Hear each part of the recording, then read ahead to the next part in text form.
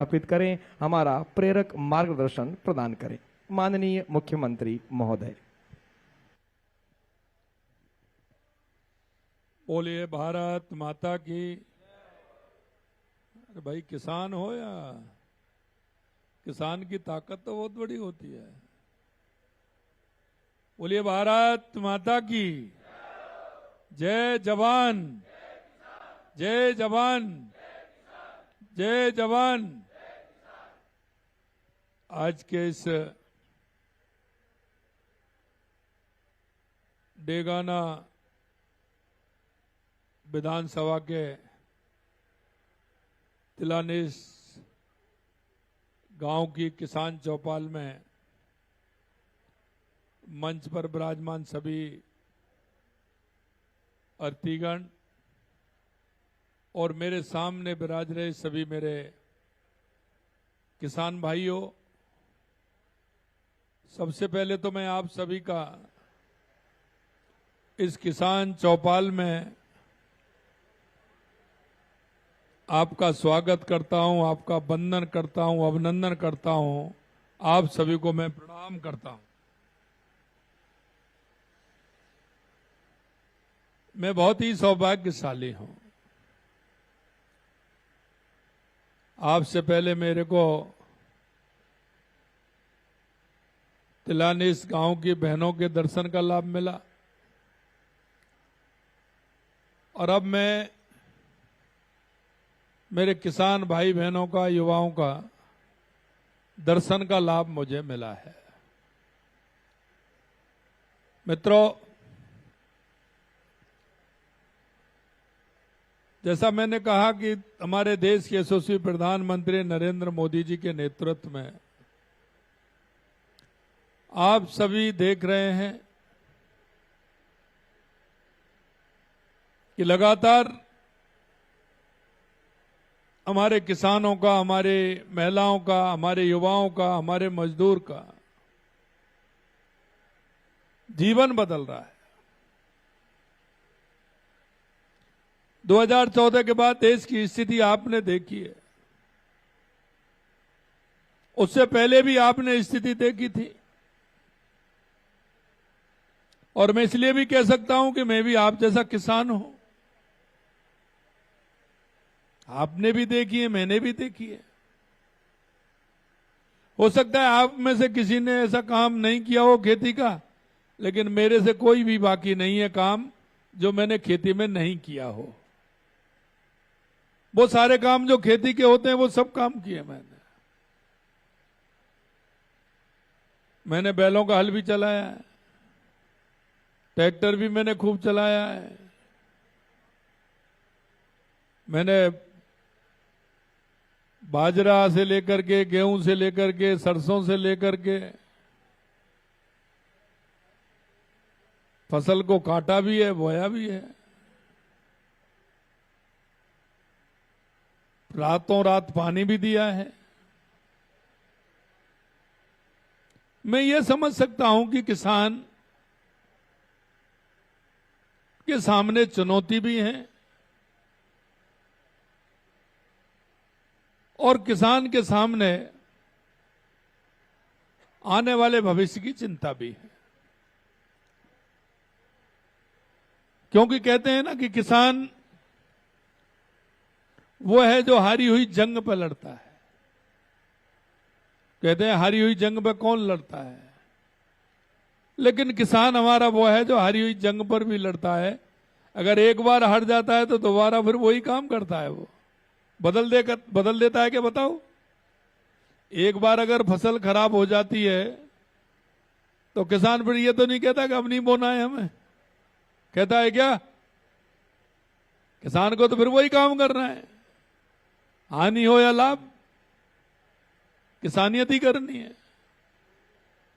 तो मैं इसको कहता हूं कि किसान हारी हुई जंग पर लड़ता है। मेरे भाइयों,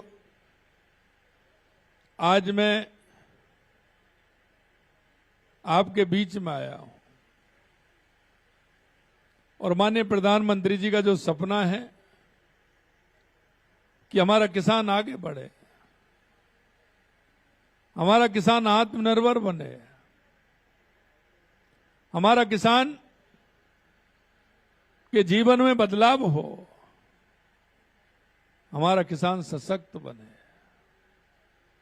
उनको भविष्य की भी चिंता है कि आने वाली पीढ़ियां भी हमारी सुरक्षित रहे। और आपने देखा है कि जब 2014 में माननीय प्रधानमंत्री जी के नेतृत्व में हमारी केंद्र में सरकार आई थी, तो उन्होंने किसान को भरोसा दिलाया था और उन्होंने यह कहा था कि आप चिंता मत करिए, हम किसान की आय भी बढ़ाएंगे, किसान को सशक्त भी करेंगे। और आपको यह भी ध्यान होगा कि लगातार आप देख रहे हैं, पहली बार किसान का दर्द अगर किसी ने सुना तो वो देश के यशस्वी प्रधानमंत्री नरेंद्र मोदी जी ने सुना। आप सभी जानते हैं, अगर किसान के दर्द की अगर कोई हमारा नेता पहले केंद्र में बात करते थे तो हमारे वो पूर्व प्रधानमंत्री चौधरी चरण सिंह जी बात करते थे। उन्होंने किसानों की सशक्तिकरण के लिए काम किया और उसके बाद देश के हमारे प्रधानमंत्री भारत रत्न अटल बिहारी वाजपेयी जी ने उस किसान के सम्मान को आगे बढ़ाने का काम किया। चाहे वो ग्राम सड़क योजना हो, चाहे वो किसान क्रेडिट कार्ड हो, उसके माध्यम से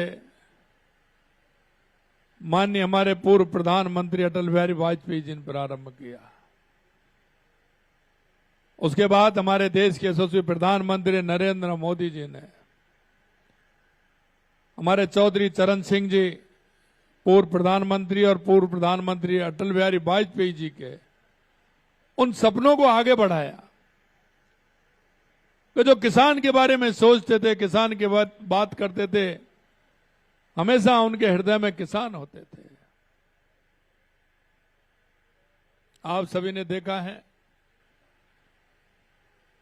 कि माननीय प्रधानमंत्री नरेंद्र मोदी जी ने सबसे पहले सीधा लाभ किसान को कैसा मिले, इसके लिए उन्होंने प्रधानमंत्री किसान सम्मान निधि की योजना हमारे किसान भाइयों को सबसे पहले लागू की, तो हमारे देश के यशस्वी प्रधानमंत्री नरेंद्र मोदी जी ने लागू की। आप बताइए, आपको साल के 6,000 रुपए मिल रहे हैं कि नहीं मिल रहे हैं? बताओ ना। अरे किस किस के खाते में आ रहे हैं? हाथ तो खड़ा करो। किसान सम्मान निधि का पैसा पीछे नहीं आ रहा है क्या? अरे पीछे वाले क्यों नहीं कर रहे हैं? उनके में नहीं आ रहा है क्या? अरे भाई वो तो सबके में आ रहा है, ऐसा थोड़ी है किसान है तो आएगा। अरे तो पिताजी होंगे आपके, नहीं आ रहा है, हाथ हिला रहे हो तो आपके खाते में अभी कैसे आ जाएगा? पिताजी के में आएगा। पीछे से कर रहे नहीं आया, या तो तुम किसान नहीं है या भी आपके पिताजी हैं। यही है ना साहब, यही होता है ना। तो भाई ऐसे थोड़ी है कि नहीं आता है, पिताजी खाते में आता है। माता जी के जमीन है, नाम है, तो माता जी के आएगा, आएगा तो किसान के में ही। अवे कह रहे नहीं नहीं साहब, तो पिताजी से जाके पूछना आता है कि नहीं आता है। तो 6,000 रुपए माननीय केंद्र से हमारे प्रधानमंत्री जी देते हैं। और आपने देखा है कि हमने भी घोषणा की है, चुनाव से पहले की थी कि नहीं की थी? हमने भी तो घोषणा की थी कि हमारे किसान को 6,000 रुपए हम भी देंगे। तो 3,000 रुपए तो हमने कर दिए ना। अरे भाई 2.5 साल ही तो 3,000 रुपए कर दिए कि नहीं कर दिए? 3,000 रुपए हमारे आ रहे हैं, 9,000 हो गए कि नहीं हो गए?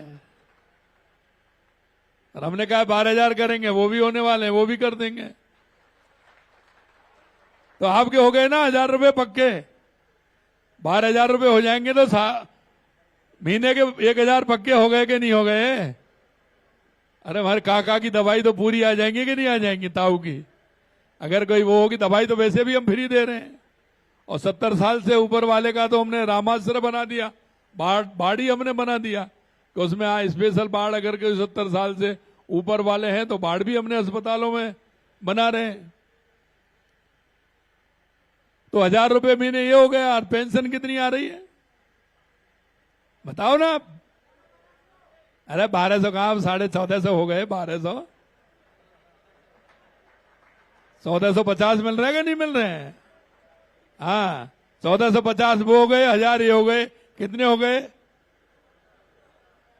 अब मैं मेरे बुजुर्ग हैं उनसे कह रहा हूं 2500 में आराम से काम चल जाता है पूरे महीने का। चलता है कि नहीं चलता है?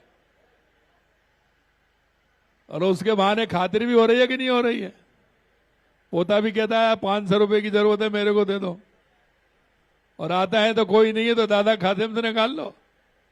है साल 2 साल के जमा हो गए, दादा खाते में तो कुछ पैसे ले लो। मित्रों, मैं एक ही बात आपसे कहना चाहता हूं कि हमारे किसान को सशक्त बनाना है, और आप देख रहे हैं कि लगातार हमारी सरकार हर क्षेत्र में किसान को सशक्त बना रही है। पूरे देश में कहीं नहीं है 150 रुपए गेहूं पर बोनस देने का काम हमारी राजस्थान की सरकार कर रही है। कोऑपरेटिव का लोन आपको 0 पे मिल रहा है कि नहीं मिल रहा है? अरे भाई, पहले दे लेने जाते थे तो किसान हमारा परेशान होता था, रात के अंधेरे में जाता था, 2 रुपया सैकड़ा की, कम से कम 2 रुपये सैकड़ा पे लेके आता था कि नहीं आता था? कम से कम है। कई पड़ोसी तो ऐसे जो पैसे वाले वो और ज्यादा चढ़ जाते थे। चढ़ते थे कि नहीं चढ़ते थे? तो किसान हमारा परेशान होता था। अब हम देख रहे हैं कि ब्याज मुक्त अल्पकालीन ऋण भी हम आपको दे रहे हैं, साथ साथ में फसल का बीमा भी करवा रहे हैं। उसका लाभ नागौर को तो खूब ही मिल रहा है। मिल रहा है कि नहीं मिल रहा है? अरे भाई बताओ ना, जब मिल रहा है तो उसको बताओ, नहीं मिल रहा तो वो बताओ। मिल रहा है कि नहीं मिल रहा है? वो भी मिल रहा है। अरे भाई मैं बताऊं, योजना में 2 करोड़ 19 लाख पॉलिसी निर्देशित की 9,534 करोड़ रुपए के क्लेम वितरित किए गए हैं। अब जब तुम्हारी फसल ही खराब नहीं हुई है तो फिर कैसे कह रहे नहीं मिल रहा है? अरे ये तो उसकी है जिसकी फसल खराब हो जाए, तो तुम्हारी फसल ही ठीक है और फिर कह रहे नहीं मिल रहा है। वाह भाई, डबल लाभ लेना चाहते हो क्या? डबल कैसे मिलेगा? फसल खराब होगी, बीमा तो उसी को मिलेगा। और ये देखिए आप, जब गाड़ी का बीमा हो सकता है, मोटरसाइकिल का बीमा हो सकता है, तो हमारी किसान की फसल का बीमा क्यों नहीं हो सकता? ये प्रधानमंत्री जी ने लागू किया है ना, हमारी बीजेपी की सरकार ने किया है ना, किसी और ने तो नहीं किया। तो भाई ये देखिए, हमारा किसान है, अभी पाला पड़ जाए, ओला पड़ जाए, ज्यादा अति बारिश हो जाए, नुकसान होता है तो किसान कितना दुखी होता है, परेशान होता है कि नहीं होता है? तो उसके लिए बीमा मिलना चाहिए। अब गाड़ी तो नेक ठुक जाती है, थोड़ा लग जाता है तो उसी में ही सही होके आ जाती है कि नहीं आ जाती है? तो हमारे किसान का भी होना चाहिए, तो इसमें हमारे किसान को भी बीमा मिला है। अब आप देख लिए, लगातार आप देख रहे हैं पीएम कुसुम बीमे भी हम सोलर पंप सेट आपको दे रहे हैं, उसमें भी अनुदान हम दे रहे हैं। 2,31,000 कृषि कनेक्शन भी दिए, बिजली के बिलों में भी हमने आपको छूट दी है। ये मैं आपको वो बता रहा हूं जिससे कि लगातार हम काम कर रहे हैं।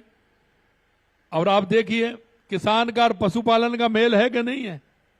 अरे जो किसान है, अगर उसके घर पे पशु नहीं है तो ये काई का किसान है भाई? जब पशु ही नहीं है, घर का दूध ही नहीं है, घर की छाछ नहीं है, घर का दही नहीं मिलता है, तो काई का किसान है? और ये क्षेत्र तो हमारा ऐसा है कि कृषि और पशुपालन दोनों से ही पूर्ण रूप से, पशुपालन भी है यहाँ और खेती भी है, दोनों है ना। और दोनों किसान की अगर कोई आर्थिक स्थिति मजबूत करता है तो पशुपालन के माध्यम से होता है। होता है कि नहीं होता है? जिसके घर में 10, 5, 15 पशु हैं, 2-4 पशु तो हर साल बेच देता है। बेचता है कि नहीं? उससे भी होता है। और जो पशु होता है तो दूध देता है, तो डेयरी पर दूध जाता है, तो उससे भी आमदनी होती है। तो किसान के जीवन में खुशहाली पशुपालन से आती है। तो हमने पशु का बीमा भी कर दिया, किया कि नहीं किया? भाई आजकल पशु महंगा हो गया। पहले तो 1000, 2000, 5000, 10,000, 15,000 में आ जाता था। अब तो आता है 80,000, 1 लाख, 1.25 लाख में, ऐसा ही आता है ना। गाय भी लेंगे, बढ़िया लेंगे, गिर गाय लेंगे तो 60,000, 70,000 में आएगी। बढ़िया भैंस लेंगे अच्छी, 18-20 लीटर दूध अगर देगी तो वो भी 1,80,000 में आएगी। अगर जो वो गाय भैंस बीमार हो जाती है तो वो तो बीमार होती है, लेकिन किसान पहले बीमार हो जाता है। होता है कि नहीं होता है? इसलिए हमने कहा कि उसका बीमा भी करिए, उसका भी बीमा हो रहा है।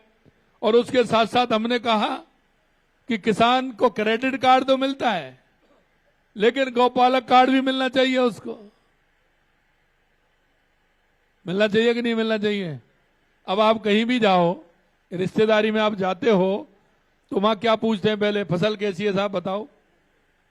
कहीं भी जाते हैं या आप वो आते हैं या हम जाते हैं तो पहले राजी खुशी पूछते हैं, तो घर में ठीक ठाक हो, सभी ठीक है? हाँ ठीक है। खेती बाड़ी कैसी है, यही पूछते हैं ना? अरे 3 ही बात पूछते हैं आते आते। बाद में तो घर में बात शाम को खाना खाने के बाद होती है, रिश्तेदार से होती है कि नहीं होती है? पहले पूछते हैं घर में सब ठीक ठाक है? हाँ साहब ठीक ठाक है। खेती बाड़ी कैसी है? अच्छी है साहब। दूध बूध हो रहा है कि नहीं हो रहा है? यही पूछते हैं ना। दूध तीसरी बात। अरे काका बता भाई, यही पूछते हैं ना, कुछ और पूछते हैं? सबसे पहले साली की वो तो नहीं पूछते होंगे राजी खुशी, तुम साले की पत्नी की नहीं पूछते होंगे, ससुर की नहीं पूछते होंगे। सबसे पहले यही पूछते हैं कि आप घर में सब ठीक ठाक हैं, खेती बाड़ी कैसी है, दूध बूध कैसे हो रहा है, यही पूछते हैं ना। पूछते हैं कि नहीं पूछते हैं? तो ससुराल जाते हैं तो ये सारी बातें होती हैं, या बहन के यहाँ जाते हैं जब बात होती है, मामा के यहाँ जाते हैं तो बात होती है, बुआ के यहाँ जाते हैं तो बात होती है। तो फिर आप क्या कहते हैं? दूध नहीं हो रहा है। तो उनके मन में क्या आती है कि भाई दूध नहीं हो रहा है तो इसका मतलब इन पर कोई ना कोई परेशानी है, आर्थिक रूप से तंग है, इसलिए गाय भैंस नहीं ला पा रहे हैं, यही सोचते होंगे ना। दूध नहीं हो रहा है तो नहीं कहते कि बच्चों को दूध नहीं पिलाओगे तो कैसे हमारी आने वाली युवा पीढ़ी है वो कैसे मजबूत होगी। तो उसके लिए हमने गौपालक कार्ड आपको दिया है। अगर आपको आवश्यकता है तो उससे 1.5 लाख रुपए तक का, पहले 1 लाख था, अब हमने बना दिया 1.5 लाख रुपए तक का गौपालक कार्ड आप उठा सकते हैं। उसमें आपको पशु ले सकते हैं। यह सुविधा किसने दी है? यह भी आपको हम ही दे रहे हैं। इसके अलावा मैं और आपसे कहना चाहता हूं मेरे भाइयों, सामाजिक कल्याण के कई काम हैं जिनको हम दे रहे हैं आपको, लगातार हम आपको देते आ रहे हैं। आप जब देखते हो कि इन सारे विषयों को हम ले रहे हैं तो मैं 2-3 बात आपसे और कहूंगा। फिर मैं आपके जो हमारे जो किसान हैं उनके माध्यम से हमारी सरकार किस तरह से किसानों को सशक्त करना चाहती है, मैं वो उनके माध्यम से करूंगा। लेकिन मैं 2.5 साल में बता रहा हूं कि हमारी सरकार ने कितना काम किसानों के लिए किया है। आपका नागौर मेरे अजमेर संभाग में से नागौर रह रहा है, और नागौर इसलिए रह रहा है कि उसमें पहले जो 10 साल पहले 132 केवी के ट्रांसफार्मर लग जाने चाहिए वो लगाए नहीं किसी ने। आज पूरे नागौर के अंदर अगर कोई 132 के 33 केवी के अगर ट्रांसफार्मर लगाने का काम कर रही है तो हमारी सरकार कर रही है। और आपके डेगाना में भी 2 लग रहे हैं, डेगाना में भी 2 लग रहे हैं 132 के ग्रिड स्टेशन के 2 लग रहे हैं। आपके यहां आरडीएसएस में पहले काम नहीं हुआ। और मैं कह सकता हूं कि अजमेर संभाग में 6 महीने के अंदर अंदर हमारा नागौर भी एक ऐसा हो जाएगा जो किसान को हम दिन में बिजली देने का काम करेंगे। पूरे राजस्थान के अंदर 26 जिलों में हम दिन में बिजली दे रहे हैं। एक नागौर जिला है आपका जिसमें आ रहा है। नागौर जिला में जैसे ही हमारे सब स्टेशन 5-6 महीने में चालू हो जाएंगे, 4-5, हमने कहा 27 तक पूरे राजस्थान के अंदर हम दिन में बिजली देंगे। अब ताजुब करोगे, 400 केवी के जो ट्रांसफार्मर आज से 15 साल पहले लगने थे वो नहीं लगाए, हमने 5 लगाए पूरे राजस्थान के अंदर। और जिस दिन 400 केवी के, 200 केवी के, 132 केवी के, 33 केवी के हमारे ट्रांसफार्मर सभी पूरी तरह से लग जाएंगे, हमारे राजस्थान के अंदर किसानों को हम दिन में बिजली, पूरी तरह से दिन में बिजली देंगे। उद्योगपति को 24 घंटे देंगे, उपभोक्ता को 24 घंटे देंगे। लेकिन आपके यहां में भी पता है मुझे, बिजली की कोई परेशानी तो नहीं है अभी, थोड़ी बहुत होगी नागौर में, मैं इसलिए कह रहा हूं होनी नहीं चाहिए, लेकिन बिजली पूरी आ रही है कि नहीं आ रही है? कांग्रेस ने 5 साल में 3,800 मेगावाट बिजली उत्पादन की थी, हमने 2.5 साल के अंदर 12,000 मेगावाट बिजली पैदा की है, 12,000 मेगावाट बिजली पैदा की। आप लगातार देख रहे हैं कि जिस तरह से हमारी सरकार बिजली के क्षेत्र में काम कर रही है, और मैं आपको यही विश्वास दिलाना चाहता हूं, आने वाले समय में किसान को पूरी बिजली भी देंगे, पूरा काम भी करेंगे। कुछ बातें मैं आपको बताऊंगा कि किसानों के उत्थान के लिए हमने काम किया है। हमने जिस दिन हमारी सरकार आई थी, हमने देखा कि हमारे किसान, क्योंकि क्षेत्रफल की दृष्टि से हमारा राजस्थान देश का सबसे बड़ा प्रदेश है, या हम सौभाग्यशाली हैं कि हमारी खेती भी है तो हमारा खनन भी है, खनन है तो हमारा पर्यटन भी है। पर्यटन के साथ साथ अगर हम कहें तो हमारे यहां उद्योग भी हैं, तो हम उद्योगों को बढ़ाने का काम कर रहे हैं। पहली साल हमने राइजिंग राजस्थान किया, 85 प्रकार के खनिज हैं तो खनिज भी निकल रहे हैं। आपके अभी मैं घोटन से आया हूं, घोटन में हमारा आप देखते हैं कि जिस तरह से लाइम स्टोन निकलता है, और वो भी एक ग्रेड का निकलता है, व्हाइट बिल्कुल, तो उसके लिए खनन भी हमारे यहां होता है। कहीं मार्बल निकल रहा है तो कहीं ग्रेनाइट निकल रहा है। अरे राजस्थान वो धरती है, इसमें लोहा से लेकर के सोना तक सब कुछ निकलता है। मेरे भाइयों, आपने देखा जब हमारी सरकार आई थी तो हमने एक रोड मैप बनाया था, और रोड मैप हमने ये बनाया कि हमारे राजस्थान का उत्थान कैसे हो सकता है, हमें क्या क्या कमी है जिसकी पूर्ति करनी है। आपने देखा राजस्थान में सबसे ज्यादा परेशानी किस बात की है, बताओ ना आप? पानी है ना, पानी की है कि नहीं है? हमने सबसे पहले पानी पर पूरे राजस्थान के लिए काम किया। और मैं आपसे कहना चाहता हूं कि आपने देखा सबसे पहले हमारे पूर्वी राजस्थान की 18 जिलों की हमारी ईआरसीपी योजना, वो हमारी दशकों से अटकी हुई थी, उसको हमने समझौता किया, मध्य प्रदेश से लेकर के आए। 17 दिसंबर 2024 को हमने उसका प्रधानमंत्री जी के नेतृत्व में उसका शिलान्यास कराया, और आज 24,000 करोड़ रुपए के काम हमारी उस ईआरसीपी में चल रहे हैं। दूसरी हमारी इंदिरा गांधी गंगा नहर थी, जिसका पानी आपको भी यहां आता है पीने के लिए। हमने उस पर दशकों से काम नहीं हुए थे। मैं धन्यवाद देना चाहता हूं महाराज गंगा सिंह जी को कि उन्होंने 1925 में उसका शिलान्यास किया, और 1927 में वो नहर राजस्थान के लिए उन्होंने चालू की। तो उसके लिए हमने 5,500 करोड़ रुपए दिए, उसको हमने दुरुस्त कराया, क्योंकि पानी की कैपेसिटी कम हो गई थी। आपके यहां भी कम आता था, जोधपुर भी कम जाता था, जैसलमेर भी कम पानी आता था। उसको 5,500 रुपए की स्वीकृति देकर के उसको दुरुस्त कराने का काम किया, जिससे पूरा पानी हनुमानगढ़, गंगानगर, बीकानेर, जैसलमेर, बाड़मेर, फलौदी, जोधपुर और नागौर को उसका पानी मिले। उसके लिए हमने काम किया। दूसरी हमारी योजना जो कांग्रेस के लोग कई बार चुनाव जीत गए और चुनाव क्या शिलान्यास कर दिया, यमुना आ रही है, एक लोटा पानी डाला यमुना आ रही है।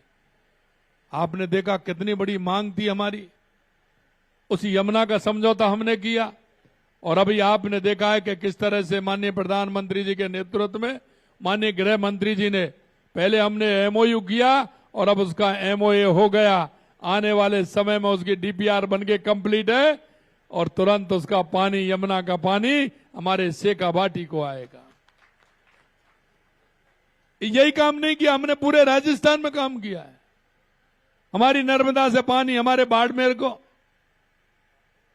चौटन और हमारे क्षेत्र को, गुड़ामलानी को और हमारे जालौर के लिए पानी मिले। माई स्कीम से हमारे डूंगरपुर बांसवाड़ा को पानी मिले, उसके लिए 4,500 करोड़ रुपए की स्कीम हमने लगाई। 7.5 करोड़ रुपए की सोम कमलाम से हमारा जवाई पाली में आए, उसके लिए काम हमारी सरकार कर रही है, वो काम चल रहा है। देवास स्कीम 10,000 करोड़ रुपए की, उसमें हमारी टनल और डैम उसमें बन रहा है निकट, उससे हमारे उदयपुर, राजसमंद, चित्तौड़ के लिए पानी आए। हमारी ब्राह्मणी योजना, उसके माध्यम से हमारा बीसलपुर में पानी आए, उससे ब्यावर में पानी आए, ब्यावर से आपके अजमेर से लगते हुए क्षेत्र हमारे नागौर के उन क्षेत्रों में पानी आए, उसके लिए हम काम कर रहे हैं। नागौर का पानी कुछ हमारा यमुना का भी हम उधर से कैसे आए, इधर आ सकता है पीने का पानी व्यवस्था, तो उसके लिए हम कर रहे हैं। हमने ऑल राजस्थान के लिए काम किया है। अगर हमारे राजस्थान के किसान को पानी मिलेगा तो निश्चित रूप से हमारा किसान खेत में मेहनत करके और अपने आर्थिक स्थिति को मजबूत कर सकता है। लगातार उसके लिए काम कर रहे हैं। बिजली का मैंने आपको बता ही दिया कि बिजली में किस तरह से काम किया है। राइजिंग राजस्थान हमने किया पहली साल में, और राइजिंग राजस्थान किया तो उसमें आपने देखा 35 लाख करोड़ के एमओयू, 9 लाख करोड़ के जमीन पर उतर गए। लगातार हम उसके लिए काम कर रहे हैं। हम चाहते हैं हमारे युवाओं को भी रोजगार मिले। पहली सरकार में पेपर लीक हो जाते थे, युवा परेशान था, अरे वो किसान का बेटा ही तो है। आज मुझे खुशी हुई है, जहां मेरे को सूची दी है, यहां के कई लोगों को सरकारी नौकरी मिली है, मैं उनको भी बधाई देना चाहता हूं। आज आपने देखा 1,78,000 युवाओं को नियुक्ति पत्र देने का काम हमारी सरकार ने किया है। अभी आपने देखा 4 तारीख को माननीय प्रधानमंत्री जी पहली बार 53,000 युवाओं को नियुक्ति पत्र देकर के एक साथ राजस्थान में गए हैं। मेरे भाइयों, लगातार हम उसके लिए काम कर रहे हैं। अगर मैं आपको किसान को संबल बनाने का काम अगर कर रही है तो हमारी सरकार लगातार कर रही है। नहरी तंत्र में सृजित सिंचाई सुविधा हमने 1,39,000 हेक्टर की है और कांग्रेस ने कितनी की थी? 26,155 हेक्टर। आप अंतर देखते चलना। पाइपलाइन पर अनुदान से लाभान्वित कृषक हमारे हैं 2.5 साल के अंदर 98,753 और उनके थे 48,610। आप अंतर देखते चलना। फारपोंड में खेत तलाई हमारा 35,368 दिया, उन्होंने 9,590। कितना बड़ा अंतर है, कितना अंतर है इसमें।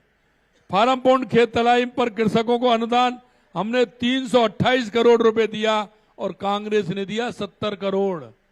और कहां 70 करोड़ का 328 करोड़। खेतों पर तारबंदी, आपके यहां तो आवश्यकता रहती है ना तारबंदी की, तो उसके लिए हमने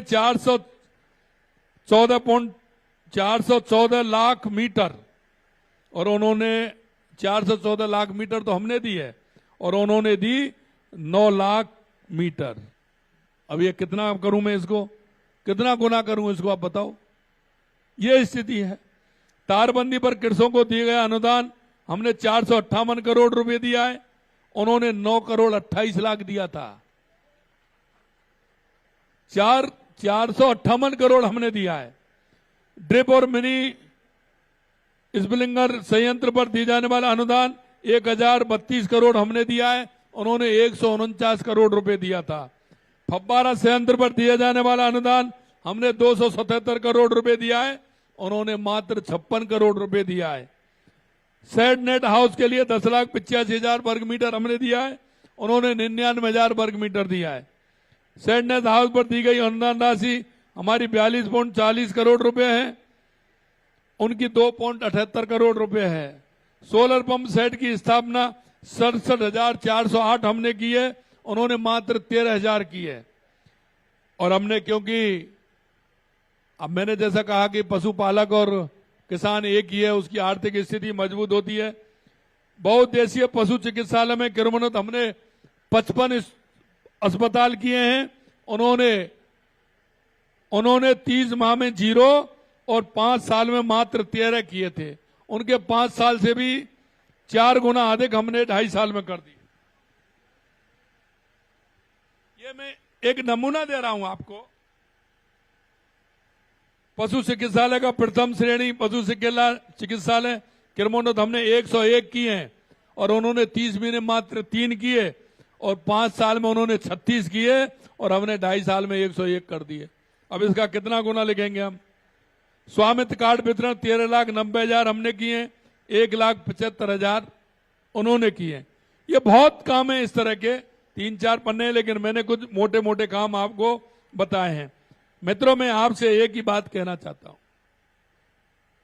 हम सबको हमारी खेती का जो काम है थोड़ा वैज्ञानिक तरीके से, आधुनिक तरीके से हमको करना होगा। हमें फव्वारे पर भी जाना होगा, पानी भी हमें बचाना होगा। इसके साथ साथ हमें हमारी खेती को, हमारे बुजुर्गों ने कितने दुख पाए, उन्होंने कितना परिश्रम किया, लेकिन हमारी खेती को उन्होंने खराब नहीं होने दिया। ये सही बात है कि नहीं है? वो हमको सुरक्षित दे करके गए कि नहीं गए? लेकिन हम उस खेती को खराब करके क्यों देके जा रहे हैं? जहां पानी है वहां हम कितना खाद का उपयोग कर रहे हैं, डाई का उपयोग कर रहे हैं, क्या उससे हमारी खेती खराब नहीं हो रही है? हम प्राकृतिक खेती करें, हम उसमें हरी खाद का उपयोग करें, गोबर के खाद का उपयोग करें, जिससे कि हमारी खेती सुरक्षित रहे। जब हमारे बुजुर्ग हमको अच्छी खेती दे करके गए, तो हमको हमारी पीढ़ी को देके जाना है कि नहीं जाना है? ये किसके लिए है?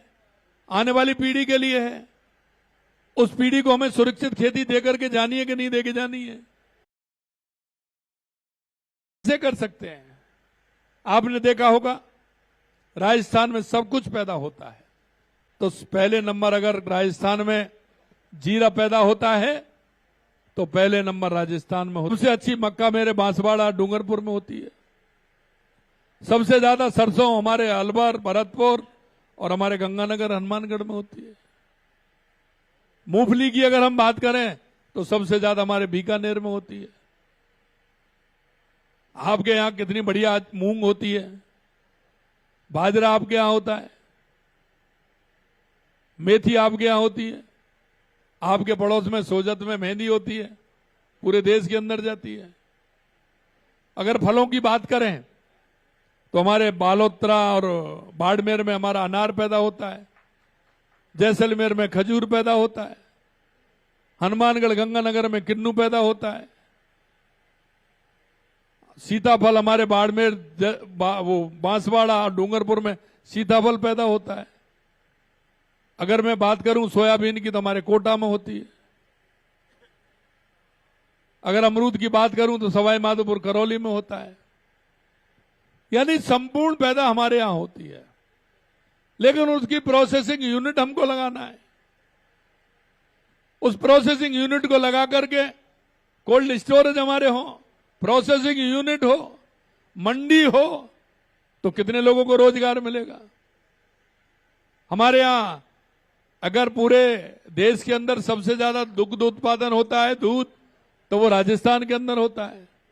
राजस्थान के अंदर 90 लाख लीटर प्रतिदिन दूध पैदा होता है, लेकिन हमारे पास प्रोसेसिंग यूनिट पहले 34,000 थी, हमने 11 लाख टन हम उसको बढ़ाया है 34 लाख टन से। आज हमारे पास 45 लाख लीटर दूध हमको मिल रहा है। हमने आपने देखा होगा हमारे डेयरियों की हमने यूनिट बढ़ाई है। 50,000 की थी उसको 1 लाख किया, 1 लाख की 1.5 लाख, 1.5 लाख की 2 लाख, 2 लाख की 2.5 लाख कर रहे हैं, जिससे कि हमारा वो दूध काम में आए। हमने डेयरी से कहा है कि आने वाले समय में 55 लाख हो और अगले 1 साल में हम 65 लाख दूध का संयंत्र बनाएं, जिससे कि काम चले। और मैं आपसे कह रहा हूं, राजस्थान के अंदर अगर डेयरी मुनाफे में आई है तो पहली बार आई है। आज हम डेयरी, सरस डेयरी हमारी फायदे में चल रही है। पहले रोडवेज में लोग कहते थे, आप ही कहते थे इसमें तो घाटा कभी इसका भर ही नहीं सकता है, तो घाटे में ही चलेगी। आपको बताना चाहता हूं रोडवेज फायदे में चल रहा है। पहली बार रोडवेज फायदे में आया है। बिजली में हमेशा घाटे में जाते थे, बिजली में घाटे में जाते थे। अब की बार कुछ ना कुछ फायदा हुआ है। पहली बार फायदा हुआ है बिजली में। हम घाटे को पूरा करके चल रहे हैं। और ये मेरा जोधपुर डिस्को में ये सबसे कम चल रहा है, सबसे पीछे इसमें घाटा हो रहा है अभी भी। अजमेर मेरा लगभग बराबर आ गया, जयपुर लगभग बराबर आ गया, थोड़ा बहुत उनमें आने लगा है। और पहली बार राजस्थान ने मई, जून और जुलाई के महीने में बिजली ली नहीं है, दूसरे प्रदेशों को बिजली देने का काम हमारी सरकार ने किया है। मित्रों, मैं यही कहना चाहता हूं, लगातार हमारी सरकार काम कर रही है। आपसे इच्छा और अपेक्षा इतनी है मेरी कि अभी हमने ग्राम बाढ़, ग्राम विकसित ग्राम और विकसित बाढ़, हमने राजस्थान दिवस 19 मार्च को प्रारंभ किया था। हमारी कल्पना है कि सहकारिता के क्षेत्र में हम आगे बढ़े, हमारी प्रोसेसिंग यूनिट हम लगाएं, कोल्ड चेन हम बनाएं, मंडी हम जहां आवश्यकता है वहां मंडी खोलें, और हमारी प्रोसेसिंग यूनिट लगेंगी तो हमारा माल यहीं बनेगा। और हम चाहते हैं कि हमारा जो युवा है वो नौकरी के लिए बाहर जाता है कि नहीं जाता है। मैं आपसे एक बात कहना चाहता हूं युवाओं, आपने कोई गुजरात का आदमी कोई राजस्थान में काम करते हुए देखा है क्या? अरे देखा हो तो बता दो, मेरे ध्यान में नहीं हो तो। आप इतने लोग हैं, बताओ कोई गुजरात का आदमी देखा है क्या कि कहीं किसी की दुकान पे, किसी की होटल पे, किसी के ढाबे पे, किसी कपड़े की दुकान पर काम करता मिलेगा क्या? देखा है क्या आपने? और राजस्थान का बेंगलोर तक मिल जाएगा, हैदराबाद को नहीं छोड़ेगा, मुंबई को, अहमदाबाद, सब जगह मिल जाएगा। मेरे भाइयों, मैं एक ही बात कहना चाहता हूं आपसे, एक ही बात कहना चाहता हूं, वो 2 कामों से वंचित होता है, परिवार से वंचित होता है, माता पिता की सेवा नहीं कर पाता है, कहीं नहीं जा पाता है, वो जो बाहर चला जाता है। वहां एक ही काम है गुजरात के अंदर, महाराष्ट्र के अंदर, कि वहां का सहकारिता, वहां के किसानों की प्रोसेसिंग यूनिट और वहां की डेयरी मजबूत है। इसलिए जितना पैसा वो वहां कमाता है, दूसरी जगह जाके कमाएगा उससे ज्यादा अपने घर में कमा लेता है। और हम यही चाहते हैं कि हमारे युवा को रोजगार हमारे गांव में मिले, हमारे कस्बे में मिले, हमारे उस जिले में मिले, जिससे कि हमारा किसान का बेटा कहीं बाहर नहीं जाए, वो वहीं अपना काम करे, रोजगार मिलेगा उसको। और इसलिए हमने जिस दिन 12 जनवरी को युवा दिवस के अवसर पर हमने 1,25,000 वैकेंसी निकाली। लेकिन ये बात आप भी जानते हो, हर व्यक्ति को सरकारी नौकरी नहीं मिल सकती। मिल सकती है क्या? हाँ बताओ। तो मैं इसलिए कहना चाहता हूं मेरे भाइयों, हमने उसमें एक नीति ली, युवा नीति लेकर के हम आए हैं।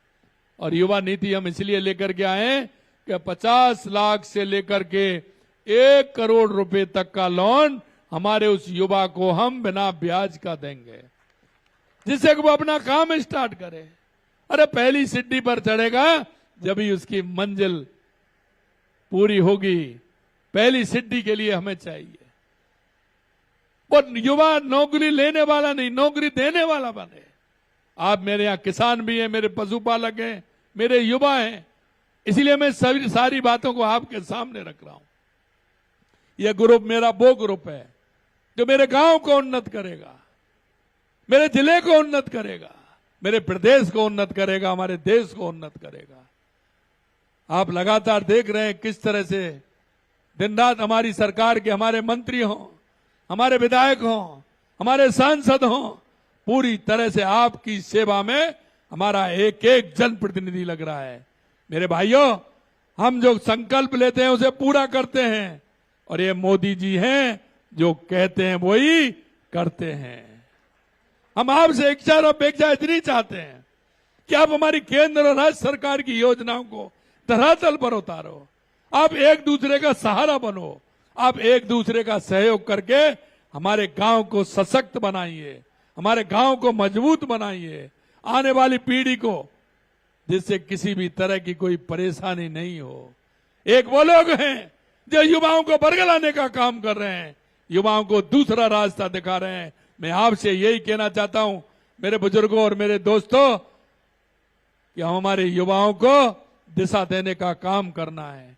कोई भी प्रदेश, कोई भी देश सिर्फ इमारतों से बड़ा नहीं बनता, वो बनता है तो वो सिर्फ सोच से आगे बनता है। अगर उनकी समाज के प्रति, युवाओं के प्रति, बुजुर्गों के प्रति, महिलाओं के प्रति, गरीब के प्रति अगर मेरी सोच अच्छी रहेगी तो मेरा राष्ट्र सशक्त होगा, मजबूत होगा।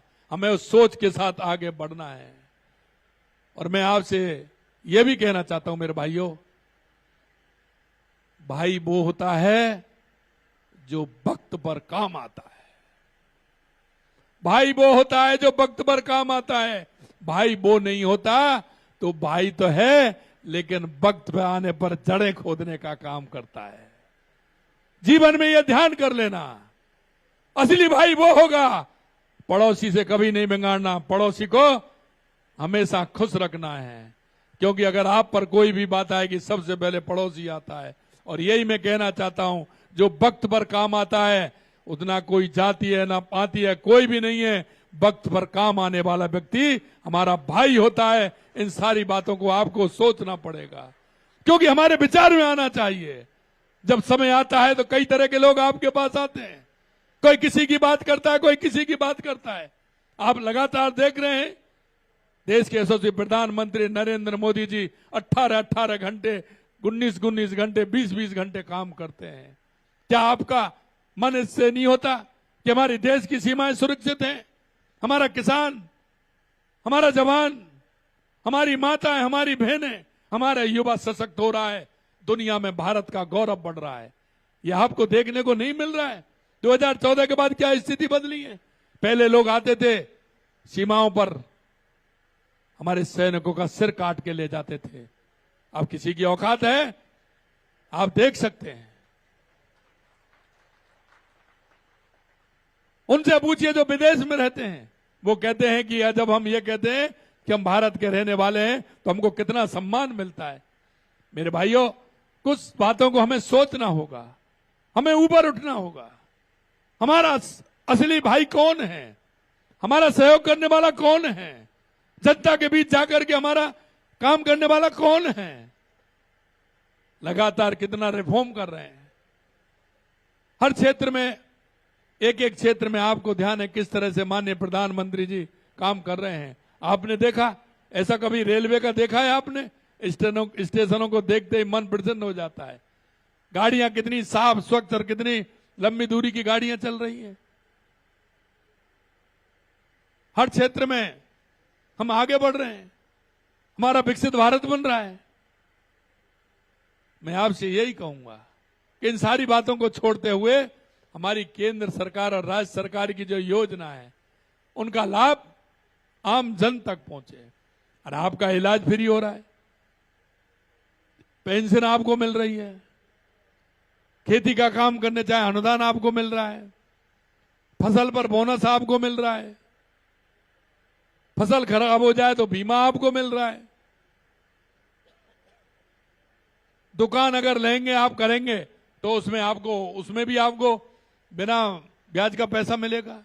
कोई आप अपना काम डालने चाहते हैं उसमें आपको पैसा मिलेगा। अरे हमारी इन माता बहनों को सशक्त बनाइए। राजीविका की बहनों की कहानी आपने सुनी होगी। मेरी वो माता बहन है जो कभी घर से बाहर नहीं निकलती थी, घर से बाहर नहीं जाती थी, वो आज लखपति दीदी बन रही है, लखपति दीदी बन रही है। और कई बहन तो मैं देखता हूं कि वो मिलियनेयर दीदी की तरफ आगे बढ़ रही हैं। कई जगह जाता हूं, मेरी तो साल में 12 लाख 15 लाख 10 लाख रुपए में कमाती हूं। ये आप लगातार देख रहे हैं। अब मैं खेती में भी बात करूंगा, मेरे किसान आए हैं, उन्हीं की जबानी बात सुनाऊंगा मैं। आप मेरी और चौपालों में भी आपने सुना होगा। मैं सीकर गया था, उन्होंने कहा साहब 2 बीघे एक तरफ और 100 बीघे एक तरफ, मैंने 7 लाख की फसल बेची है। एक ही फसल में 7 लाख रुपए कमाए, कोई 5 लाख रुपए कमाए, तो हम क्यों नहीं बढ़ते उधर? हमें उस तरह बढ़ना चाहिए, लाभ की खेती करना चाहिए। कई मेरी बहनें बाहर से आई हैं, विदेश से आई हैं, वो खेती कर रही हैं, उसमें उनको लाभ हो रहा है। कई मेरे युवा नौजवान आए, बीटेक की है, मैं एक मिला था, बीटेक किया उसने, उसको छोड़ दिया कि मैं इतना इसमें मेरी खेती में करूंगा। मैं 2 फार्म लगाने थे, तीसरा और लगा लिया उसने। आजकल आप देख रहे हैं किस तरह से काम करते हैं। इसलिए मैं यही कहूंगा आपसे, आज मैं आपके बीच में संवाद के लिए, चौपाल के लिए मैं आपके बीच में आया हूं। किसान भी हैं, पशुपालक भी हैं, युवा भी हैं, मेरे भाई बहन भी हैं।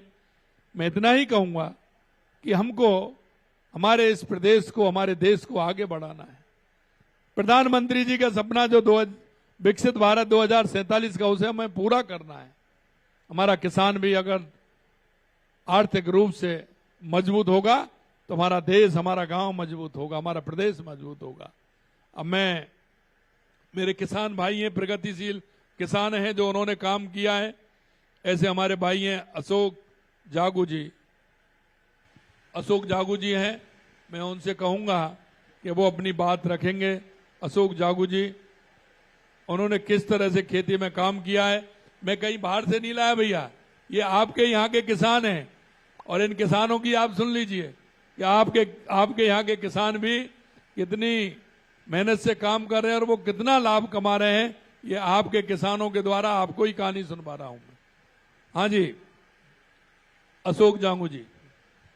नमस्कार साहब, आपको बहुत बहुत स्वागत और सत्कार साहब। मैं नागौर जिले रे अड़ाई गांव के पास का हूँ सर।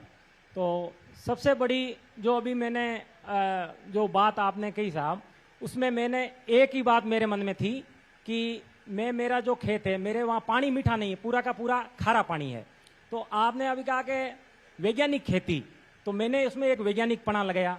दूसरा था कि उसमें घर छोड़ के बाहर नहीं जाना पड़े, दूसरी बात। तीसरा ये था कि मार्केट यहीं हो और जैविक खेती हो, उसमें जहर नहीं हो। तो मेरा ये एकदम मतलब एक तरह की खेती है, तो एक तो प्रेशर की खेती होती है कि आपको करनी है, एक खेती ऐसी होती है सर जो मन से होती है। तो मेरा इतना मन था काम करने का खेती में, पहले मेरा दूसरा काम था, मगर मेरा ये था कि मैं खेती करूंगा। तो मेरे सर यहाँ खारा पानी है पूरा। तो मैंने खारे पानी को, पहले हमारे बडेरे जो लोग होते थे, वो खारे पानी को सर थाली में ऐसे डाल के उसको रात रात रखते थे, तो नमक फ्लोराइड था वो नीचे जम जाता था, और ऊपर से पानी पीते थे तो पानी एकदम मीठा पानी बन जाता था, मतलब फ्लोराइड नीचे रहता।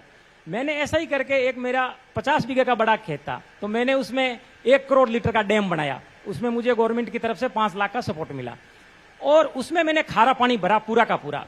खारा पानी पूरा भरते ही मैंने 20-25 दिन वो पानी भरने के बाद में पूरा का पूरा नमक और फ्लोराइड नीचे जम गया।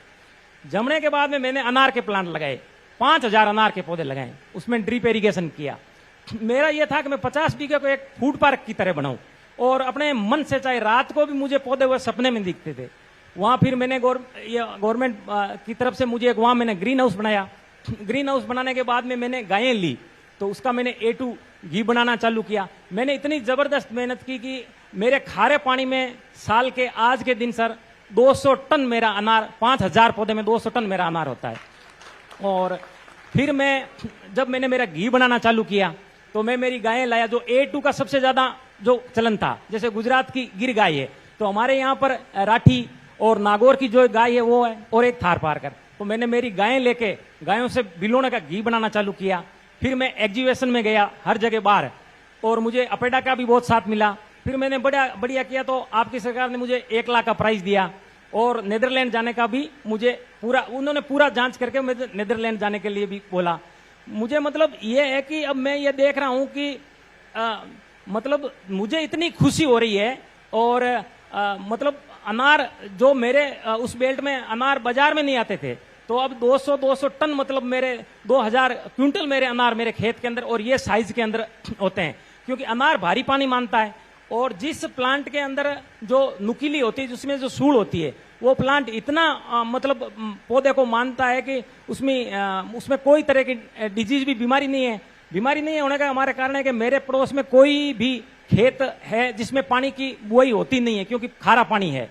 अब मुझे मतलब मार्केट के लिए जब मैं गल्फ फूड में गया था तो अपेडा ने मेरा बहुत बढ़िया सपोर्ट किया। वहां हमने गल्फ फूड के अंदर दुबई में देखा कि बनाना चीज बहुत आसान है, मगर उसको मार्केट देना। मैंने A2 घी का बढ़िया डब्बे में पैकेजिंग किया, अमेजोन पे किया। फिर मेरे जो एक ये सबसे बड़ी जो ऑर्गेनिक की, जो जैविक की, क्योंकि अभी सबसे बड़ा जो हर जगह जो बात चल रही है वो जैविक बगैर जहर की चल रही है। तो उसमें मुझे जो एक दुबई जर्मनी की कंपनी है, वो यहाँ एग्जीबिशन में आई थी, तो उन्होंने हमारा कार्ड लिया। कार्ड लेते ही उन्होंने हमें सीधा ऑर्डर दे दिया कि आप अपना घी बनाओ। तो गायें रख के तो घी बनाना बहुत मुश्किल हो गया था, तो भी मैंने 150 गाय खरीदी थी। तो 150 गाय खरीदने के बाद अब मैं मेरा लूणकंसर में, जैसे आप बता रहे वहां राठी गाय का बहुत बढ़िया है, तो वहां मैंने किया। उसी जगह मैंने औषधि प्लांट है, जैसे हमारे नागौर में अश्वगंधा है, तो मैंने अश्वगंधा का पूरा सीड, जो लाल सीड होता है, पूरे विश्व में जो अश्वगंधा बिकता है वो नागौरी के नाम से बिकता है। तो मेरा उसमें भी अश्वगंधा में भी मैंने मार्केट किया। तो मेरा ये है कि जैसे अब मुझे इतनी खुशी इस चीज की हो रही साहब कि आपने अभी जो पूरे राजस्थान में कहां क्या क्या होता है, अगर ये किसान जान ले। अब मेरे एक बात बताऊं सर कि मेरे 100 बीघा जमीन में पास में मेरे खेत, मेरे घर के पड़ोसी है मेरा काके का बेटा भाई, उसके 100 बीघा जमीन है और वो 10,000 की नौकरी कर रहा है, क्योंकि उसके पूरे घर वाले ही कहते हैं कि खेती में है क्या। मतलब पूरे घर में एक चलन ये चल गया कि खेती में क्या है। तो बच्चा भी उसके माइंड में पूरा का पूरा सेट है कि खेती में तो कुछ भी नहीं है। तो 100 बीघा जमीन वाला 10,000 की नौकरी कर रहा है और वो खेती को पूरे दिन गालियां निकालता है। फिर गवर्नमेंट की इतनी स्कीम है जिसकी अगर कोई देखनी चाहे तो सोच ही नहीं सकते। मैं हर चीज को अप्लाई करता हूं और उसमें ऑनलाइन उसको करता हूं तो मेरी पास हो जाती है हर चीज। वो ना तो अप्लाई करते हैं और ना सिर्फ मेरे जब कोई डैम बनने आता है कि भाई इनका 5 लाख हो गया तो बोलते हैं कि सब्सिडी खा रहा है। मतलब उन्होंने लगाया ही नहीं। मतलब सबसे बड़ा तो बात है कि उन्होंने कुछ भी नहीं किया, ना तारबंदी ऑनलाइन की। अगर वो तारबंदी ऑनलाइन कर देते तो ऑनलाइन वो पास हो जाती।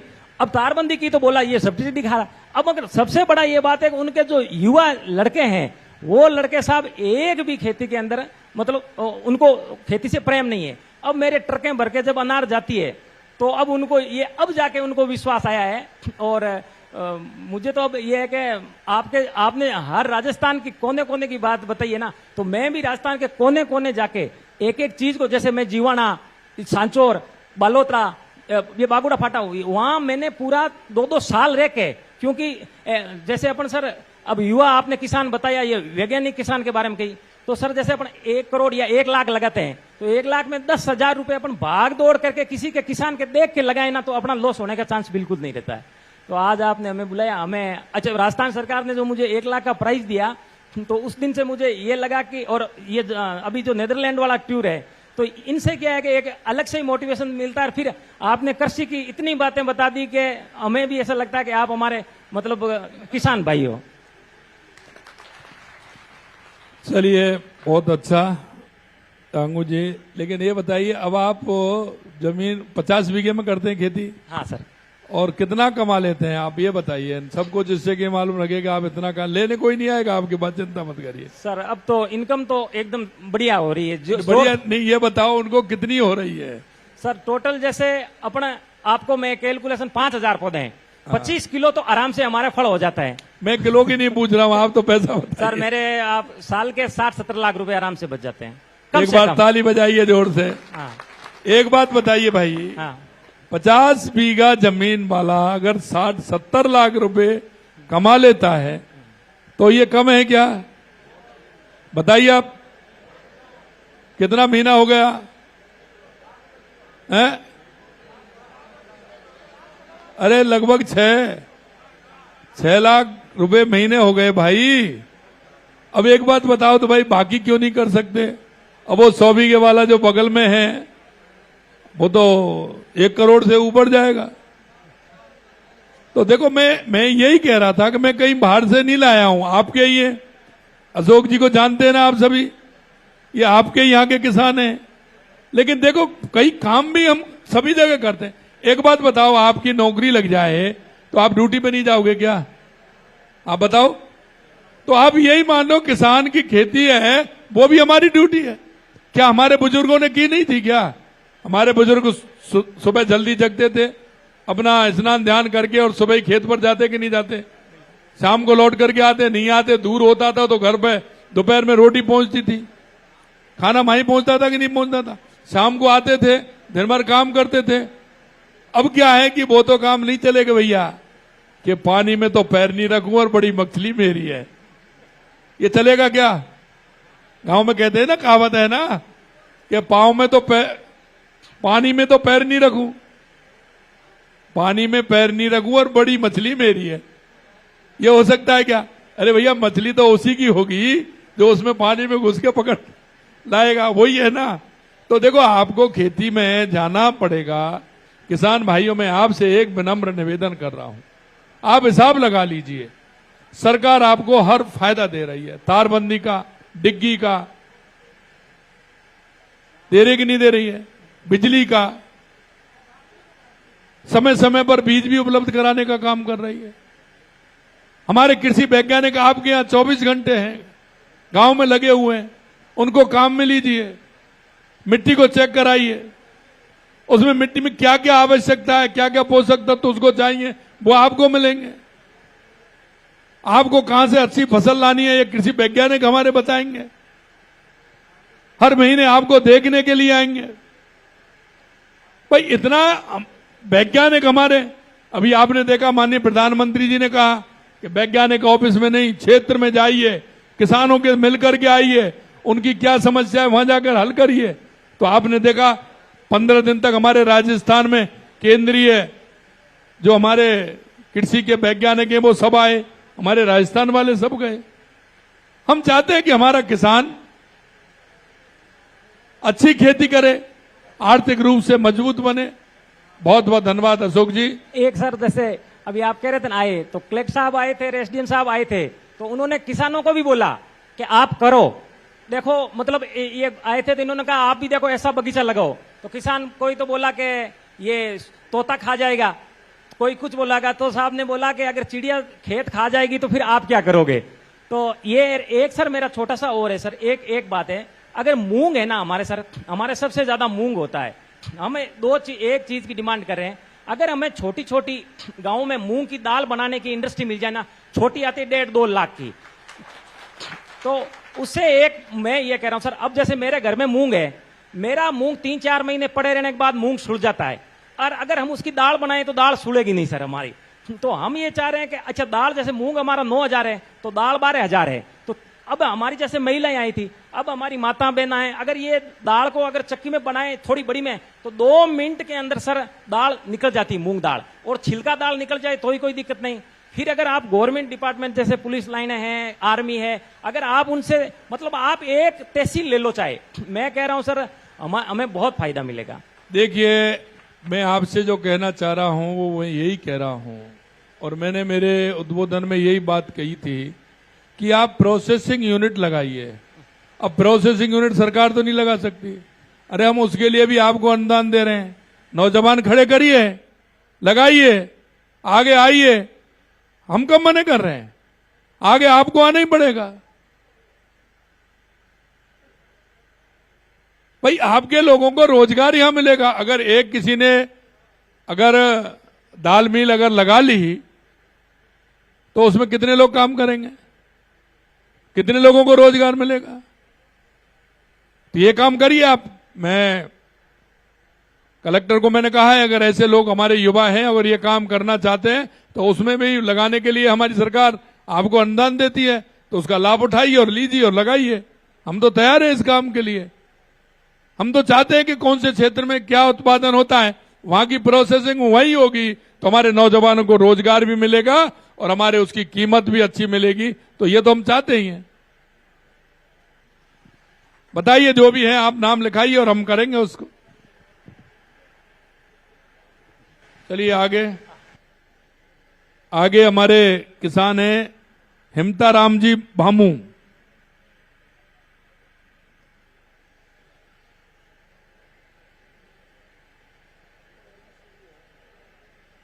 ये तो वन्य जीव संरक्षण वाले हैं, किसान नहीं है।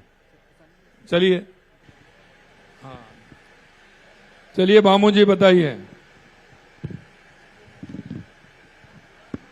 नागौर की धरती पर हमारे माननीय मुख्यमंत्री जी का हार्दिक अभिनंदन और हम स्वागत करते हैं कि मैं जन्म तो किसान के घर में लिया और मैं जब छोटा था एक पेड़ से शुरू हुआ, एक पीपल के पेड़ से।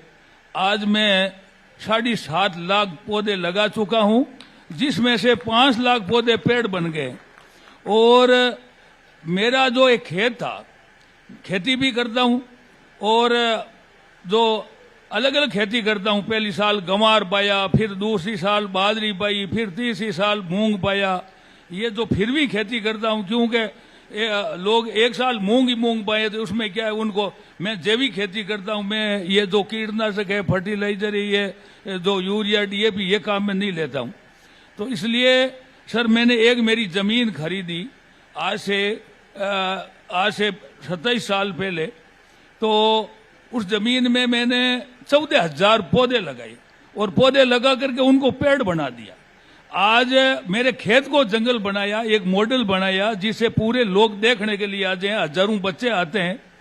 और एक पीपल के पौधे से शुरू हुआ और जो 2014 के बाद जब भारत सरकार बनी, हमारे प्रधानमंत्री जी ने मेरे को पद्म श्री तक पहुंचाया। अब आप देख लो, एक किसान के घर में जन्म लेकर के मैं पहला पद्म श्री हूं। नागौर जिले में आज तक कोई किसी को पद्म श्री नहीं मिला।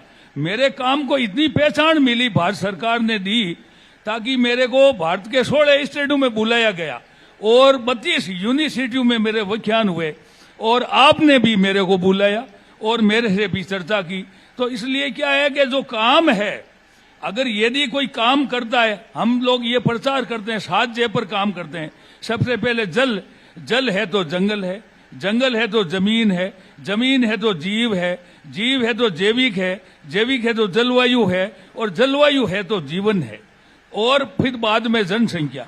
तो हम 7 J पर काम करते हैं। मैं आज भी घूमता फिरता हूं। मेरी 75 साल की एज हो गई है, पर अभी भी हमेशा लोग कुछ न कुछ करते रहते हैं। अब हमारी जो राजस्थान सरकार ने और आपने एक पेड़ जो हमारे माँ के नाम, हमारे प्रधानमंत्री जी ने कहा एक पेड़ माँ के नाम और एक पेड़ देश के नाम। तो हम एक पेड़ माँ के नाम अभियान चला रहे हैं और नागौर ही नहीं, हमारे राजस्थान में भी ये अभियान चला रहे हैं। और हम जो पेड़ लगा रहे हैं, वो पेड़ पौधे लगा रहे हैं, वो पेड़ बना रहे हैं। पेड़ लगाना तो एक अलग है, हम तो पेड़ लगा करके, पौधा लगा करके पेड़ बना रहे हैं। और मेरा आप कभी ऐसा मौका मिले तो मेरे खेत को भी आप देखिए, 14,000 पौधे लगा करके एक खेत को किसान ने जंगल बना दिया। और उसमें 300 से ज्यादा मोर, हजारों की तादाद में पक्षी, हर रोज उसको 20 किलो चूगा डाल करके उसको भोजन कराना, और उसमें राष्ट्रीय पक्षी मोर, कई तरह के जीव, उनको पानी के लिए एक तड़ाई बना दी। ऐसा एक मॉडल बनाया तो बाकी कई लोग देखने के लिए आते हैं। और मेरे जो काम की पहचान, आज तक कोई सुनने वाला नहीं था, काम करने वाले तो बहुत लोग हैं, पर आज तक 2014 के बाद जब हमारे प्रधानमंत्री जी आए तो हमारे काम की एक ऐसी पहचान मिली, आज पूरे भारत में जब घूम रहे हैं बिल्कुल। तो सर आपका जो मैं बहुत बहुत आभारी हूं। मैं ज्यादा तो समय नहीं लूंगा, क्योंकि जो आपने सबसे बड़ी एक बात कही, वो बात मेरे को बड़ी गजब की लगी कि जो किसान यदि अगर पशु नहीं रखता है वो काय का किसान है। तो पशु जरूरी है, हर घर में पशु जरूरी है। और एक मेरा आपसे निवेदन भी है कि आप हजारों गौशालाओं को अनुदान दे रहे हैं। कितना बड़ा काम है, हजारों गौशालाओं में गायों के लिए अनुदान मिल रहा है। तो मेरा एक छोटा सा निवेदन है कि यदि कोई देसी गाय पालता है घर में, तो गौशाला को वैसे ही दे रहे, तो गाय पालता है तो उस किसान को भी अनुदान अगर मिल जाए तो एक ही गाय सूनी नहीं मिलेगी इस नागौर जिले में या पूरे राजस्थान में ही। थोड़ा ये आप थोड़ा इस पर, और बाकी तो आपने इतनी योजना चला रखी है पूरे राजस्थान में, न जाने किसानों के लिए कितना फायदा उठाने वाला हो और काम करने वाला हो। काम करने की अगर ऊर्जा है किसान में तो किसान के लिए इतनी योजना है, इतना फायदा मिल रहा है, इतना न जाने अगर कोई मुआवजा मिल रहा है, किसानों को 1.5 2 लाख रुपया मुआवजा मिल रहा है फसल खराब होती है तो। और कई तरह की जो आज महिलाएं जो कह रही थी, मैं सुन रहा था, बहुत गजब जो महिलाएं जो आज साधन संपन्न बन गई है। आपका बहुत बहुत आभार और जय हिंद जय भारत। बहुत बहुत धन्यवाद भामू जी। आप पर्यावरण के क्षेत्र में काम कर रहे हैं, आप जन जन को जीवन देने का काम कर रहे हैं और मुझे विश्वास है कि आपसे प्रेरणा लेकर के हमारे युवा और भी काम करेंगे और आपकी इस पहल के लिए मैं बहुत बहुत धन्यवाद देता हूं। आपने नागौर का ही नहीं, आपको पद्म श्री के माध्यम से आपने राजस्थान को गौरवान्वित किया है, इसके लिए मैं आपको शुभकामनाएं देता हूं। अगले हमारे किसान हैं, हमारी बहन है पारुल। आपने नागौरी अश्वगंधा को जीआई टैग दिलवाने में महत्वपूर्ण भूमिका निभाई है और देखिए कोई भी काम होता है मान और सम्मान का, वो सबको सम्मान दिलाने का काम करता है। बहन पारुल अपना पूरा विचार रखेंगे और वो बताएंगे। आप सभी को मेरा राम राम। माननीय मुख्यमंत्री जी, दी नागौरी वेलफेयर सोसाइटी और नागौर की किसानों की ओर से मैं आपको बहुत बहुत धन्यवाद और हार्दिक अभिनंदन करती हूं। हमें बहुत गर्व होता है कि माननीय प्रधानमंत्री जी ने G7 में नागौरी अश्वगंधा को बड़े नेताओं को गिफ्ट के रूप में भेंट करके अश्वगंधा को एक नई पहचान दिलाई है। उसके लिए मैं उनका और राज्य सरकार का हार्दिक अभिनंदन और धन्यवाद करती हूं।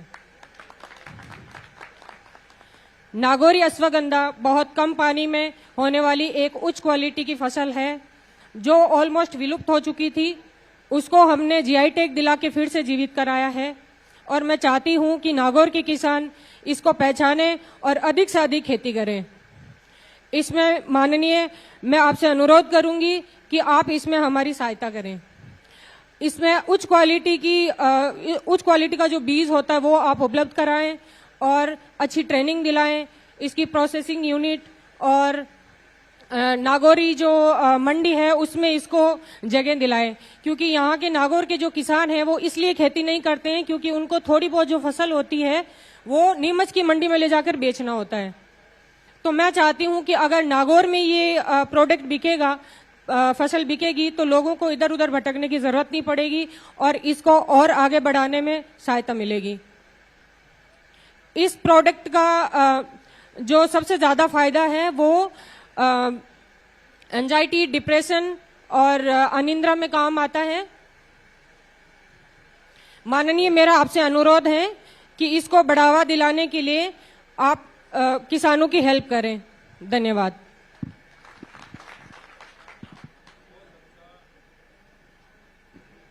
बहुत अच्छा पारुल जी। देखिए एक बहन को कितनी चिंता है और ये वास्तविकता है कि हमारी प्रोसेसिंग यूनिट जो मैंने पहले शब्द में कहा था यहाँ बढ़ेगी तो हमारे लोगों को रोजगार मिलेगा। अब अश्वगंधा की खेती करने वाले कितने किसान हैं यहाँ जो आए वो एक बार हाथ खड़ा करें या बताइए। 1 2 3 4 5 6 7 8 9, पीछे एक हाथ 10। अब बताइए, ये वास्तविकता है कि हम अगर जो फायदे की खेती है उसको नहीं करेंगे, ये कम पानी में, और ये गुजरात की अश्वगंधा, ये नागौर की अश्वगंधा और हमारी नागौरी मेथी, पहले नागौरी बैल भी था कि नहीं था? है नागौरी बैल भी था, वो भी मान और सम्मान बढ़ाने का काम करता था। आदमी हमारी आपकी तरफ पता नहीं कैसा था, हमारी तरफ तो लोग कहते थे जैसे कोई जा रहा है लेकर के बैलों को, आगे से हट जाइए नागौरी बैल आ रहा है, बैलों को लेके जाते थे ना, तो बड़ा वो मानते थे। और मेला लगता था पर्वतसर का, बहुत बड़ा लगता था कि नहीं लगता था। उसके लिए ट्रेन में जाते थे, यहां से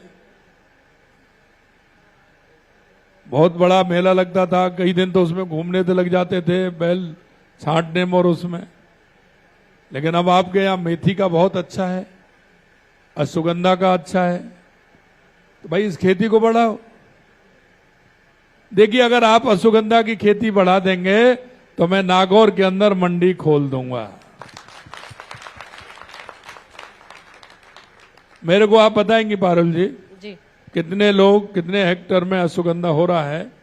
तो मैं अभी कह रहा था अजय किलिक जी से, तो मैं वहां अगर आवश्यकता होगी, क्योंकि देखिए भाई मंडी जब खुलेगी, जब मंडी में इतना माल आ जाएगा जो बाहर ले जाने लायक हो या वहां प्रोसेसिंग करने लायक हो, और आपको अगर कोई लगे कि मंडी वहां हो सकती है, इतना अश्वगंधा है, तो हमें कोई दिक्कत नहीं, हम तो तैयार बैठे हैं। जी माननीय, सॉरी मैं आपको बीच में वो कर रही हूँ। एक्चुअली ये ऑलमोस्ट विलुप्त हो चुकी थी खेती। हमने इसको जीआई टैग दिला के इसको फिर से जीवित किया है, और अभी 16 से 20 तारीख तक हमारा एक प्रशिक्षण चल रहा है। नागौर में किसानों को ट्रेनिंग दी जा रही है। जो एग्रीकल्चर साइंटिस्ट है उनके साथ में मिलके दी नागौरी वेलफेयर सोसाइटी इसी पे काम कर रही है, और हमारा ज्यादा से ज्यादा यही मोटिवेशन है इस बार कि लोग बढ़ चढ़ के इस खेती को करें और इसका लाभ लें। चलिए आप बताइए इसको करेंगे। देखिए मैं आपको बता दूं, जालौर के अंदर मेरा जीरा होता है और वो पूरा ऊजा बिकने जाता था। हमने इसलिए जालौर के अंदर हमने जीरे की मंडी खोल दी। ईसबगोल सबसे ज्यादा पैदा हमारे राजस्थान में जालौर में होता है। उसके लिए हमने एक हम अहमदाबाद गए थे, हमारा ग्राम होने वाला था, तो उसमें जब वहां गए तो हमारी कई वहां के लोग व्यापारी आए हैं जो उसकी यूनिट लगा रहे हैं, उसकी यूनिट लगा रहे हैं, वहीं प्रोसेसिंग यूनिट उनकी वहीं लगेगी, मंडी वहीं रहेगी, तो वो माल हमारा वहीं रहेगा, तो हमारे युवाओं को रोजगार मिलेगा। तो आप करिए, हमें सरकार हमारी हर क्षेत्र में पूरी तरह से किसान का साथ देते हुए हम चाहते हैं कि हमारी प्रोसेसिंग यूनिट लगे और हमारी मंडी भी बने और हमारी कोल्ड चेन भी वहां बने और हमारे गोडाउन भी बने, जिससे कि हम उनका स्टॉक भी कर सके। इसके लिए सरकार पहले से ही आपको खूब पूरा अनुदान दे रही है, जहां हम कहेंगे वहां हम खोल देंगे। थैंक यू माननीय। अगली हमारे बहन है, प्राकृतिक खेती करती है बहन मीरा जी।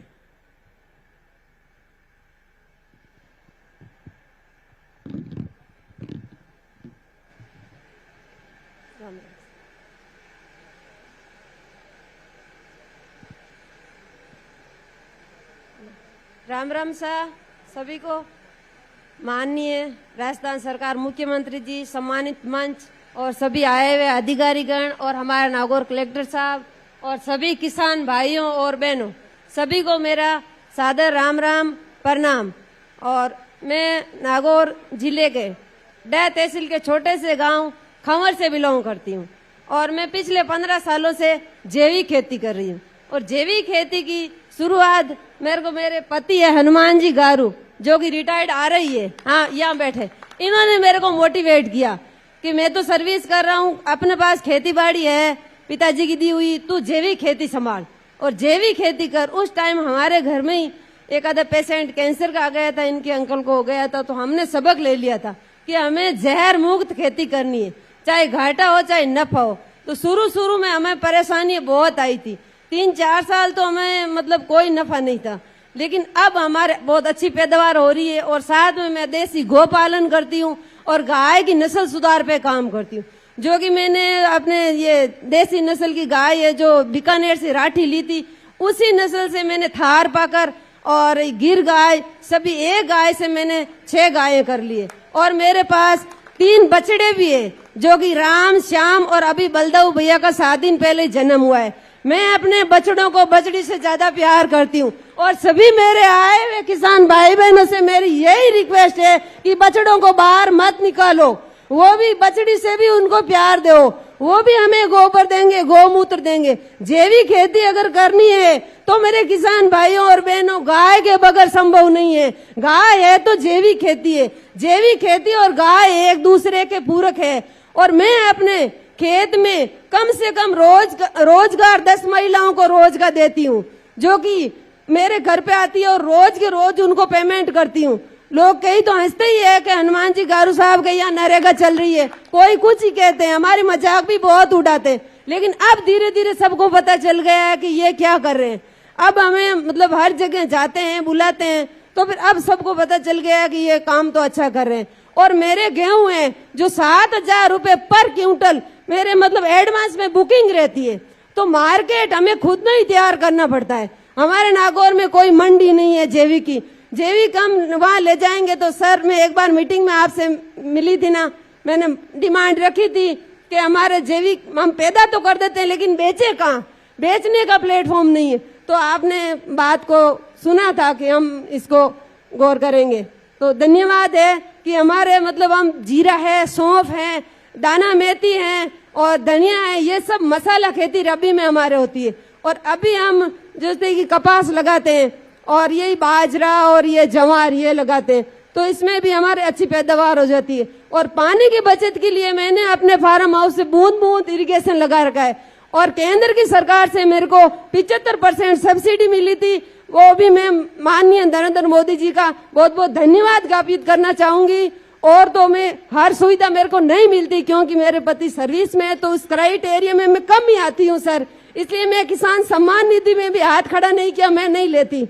तो इसीलिए यही कहना चाहती हूँ कि मैं थोड़ा इन योजनाओं पे कम ही ध्यान देती हूँ, मैं अपनी मेहनत पे ध्यान देती हूँ और अपनी मेहनत खुद करती हूँ, बस इसी पे ही मेरा विश्वास है। और मैं कहती हूँ जिस बंदे के घर में देसी गौ माता है उसके घर में भगवान है। और आज आरई साहब के मदर और फादर 97 ईयर है, वो आज खाना खुद बनाती है इनकी मदर और हम सब खाते हैं सर। हम बहुत भाग्यशाली हैं, लेकिन हमारी थाली में शुद्ध खाना है, जहर नहीं है। मैं सभी से यही कहना चाहती हूँ कि थाली में शुद्ध लाओ, थाली में जहर हो गया है, थाली को सुधारना पड़ेगा।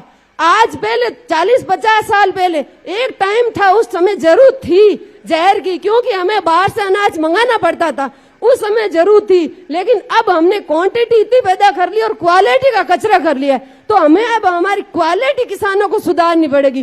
क्वालिटी अगर हम सुधारेंगे तो हमारा जीरा बाहर इटली, फ्रांस और अमेरिका कहीं फेल नहीं होगा। बाकी हमारी मिर्ची अभी फेल हुई थी और हमारा जीरा अमेरिका में फेल हुआ था। हर चीजें बाहर की कंट्री में फेल हो रही है, एक भारत ही है जो कचरा खा रहा है। क्यों खा रहे हैं हम? हमें जैविक खेती की ओर आना पड़ेगा। और अभी माननीय मोदी जी ने जो प्राकृतिक खेती मिशन चालू किया है, उसी में मैंने अपने सोमड़ा पंचायत का क्लस्टर में मैं सीआरपीएफ का काम करती हूँ। 125 किसानों को ट्रेनिंग देती हूँ और उनको मोटिवेट करती हूँ। जहाँ कहीं भी किसानों को मोटिवेट करना होता है, ये सब बैठे हैं, ये सारे वहाँ साइंटिस्ट है सर, तो कहीं बुलाते हैं मैं जाती हूँ। और कृषि ऑफिस वालों का भी मैं धन्यवाद करती हूँ कि वो मेरे को बुलाते हैं और मैं मोटिवेट करने किसी से पैसा नहीं लेती, ट्रेनिंग देने जाती हूँ आरई साहब में, क्योंकि अभी रिटायर हो गए। अभी ये मेरा पूरा साथ देते हैं, पहले नहीं देते थे, सर्विस करते थे, तो अब ये मेरे साथ ही है, मेरा जैविक खेती में पूरा साथ देते। तो मैं तो सभी किसान भाई और बहनों से यही कहना चाहती हूँ, जैविक खेती की तरफ आओ और जहर मुक्त खेती करो। जहर में कोई फायदा नहीं। अपने आने वाली पीढ़ी के लिए अगर जमीन को बचाना है, जमीन बचेगी तो हम सब बचेंगे। तो इसलिए जैविक खेती की ओर आना पड़ेगा। और मेरा सभी से यही निवेदन है, गाय घर में पालो। गाय गौशाला में क्यों है? अपने घर में गाय होनी चाहिए, यही मेरी रिक्वेस्ट है। और मेरी मांग तो यह है सर कि एक तो अभी जो आपने ये सर्टिफिकेट का, इसका थोड़ा स्कोप सर्टिफिकेट का इसमें क्राइटेरिया, मैं तो उसमें नहीं आती सर, लेकिन किया है कम फीस की है। तो सर्टिफिकेट के लिए किसान बोलते हैं कि फीस देके हम क्यों सर्टिफिकेट ले जैविक का, तो वो सर्टिफिकेट हम जैविक खेती करते हैं उनके लिए बहुत जरूरी होता है सर। नहीं तो हमें कोई नहीं पूछता कि आप जैविक करते हो कि नहीं करते हो।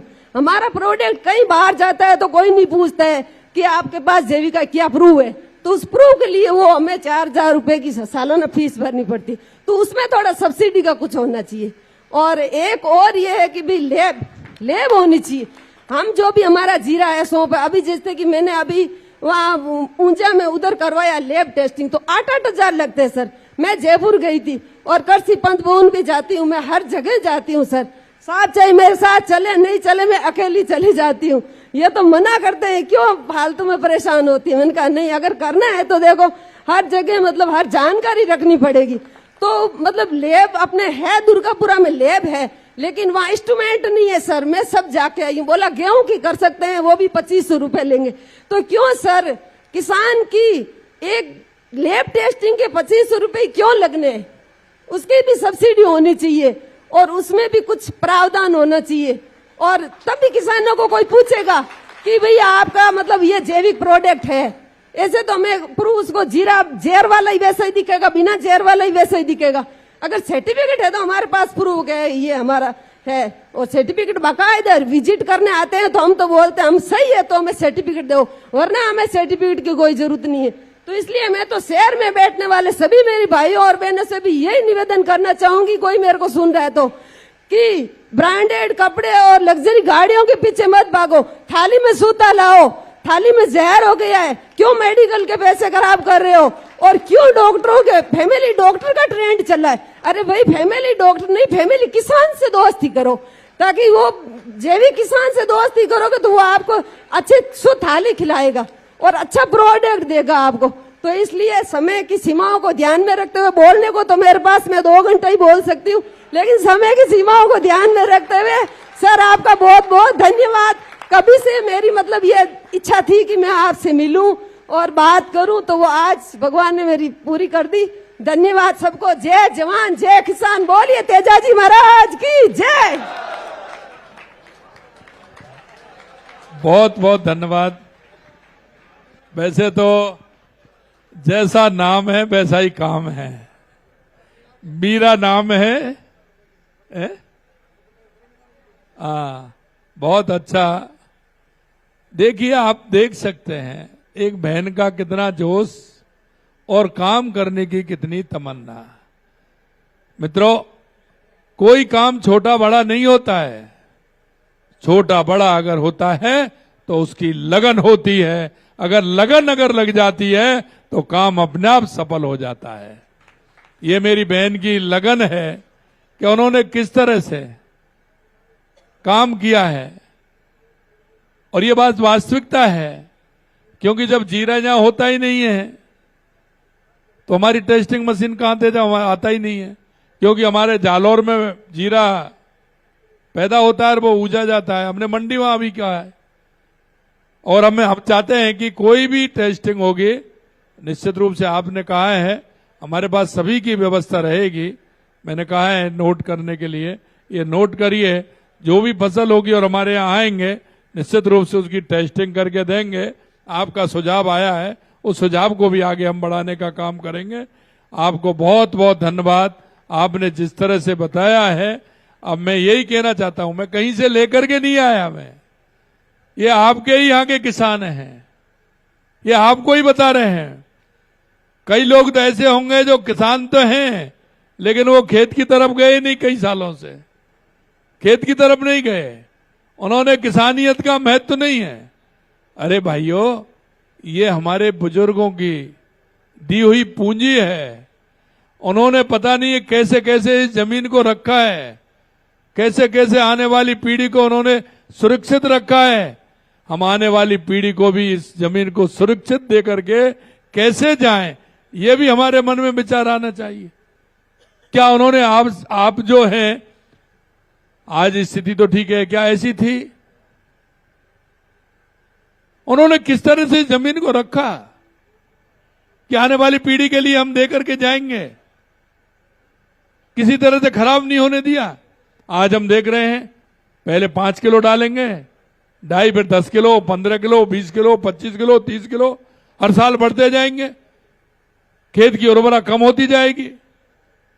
यूरिया डालेंगे तो पहले 10 किलो डालेंगे, 15 किलो, 20 किलो, 25 किलो, कितना बढ़ोगे बताओ ना? इसका कोई एंड है क्या? हर साल 5 किलो बढ़ाते जाओ। 10-15 साल 20 साल में कितना पहुंचोगे? अब तो लोग कहते हैं कि 1 कट्टा 1 बीघे में यूरिया का डाल देते हैं। डालो, वो तो जहर है, खेती को खराब करेगा ही क्यों नहीं करेगा। हमें इसमें सोचना चाहिए। हमारे कृषि वैज्ञानिक हर ग्राम पंचायत के अंदर है, उनको जाकर के बताइए, मिट्टी चेक कराइए, उसके हिसाब से काम करिए। मैं बहुत बहुत धन्यवाद देना चाहता हूं बहन मीरा जी को कि वो स्वयं काम भी करती हैं और जाकर के पूरा सभी जगह जाकर के जानकारी भी लेती हैं, किसानों को देती हैं, किसानों को ट्रेनिंग भी देती हैं। मुझे तो पता ही नहीं था कि मैं डेगाना जाऊंगा तो इस तरह के किसान मेरे को मिलेंगे जो राजस्थान के किसानों को आगे बढ़ाने का काम कर रहे हैं। मैं आपको धन्यवाद देना चाहता हूं, बहुत बहुत धन्यवाद। अगले हमारे किसान हैं श्री लिखमा राम जी।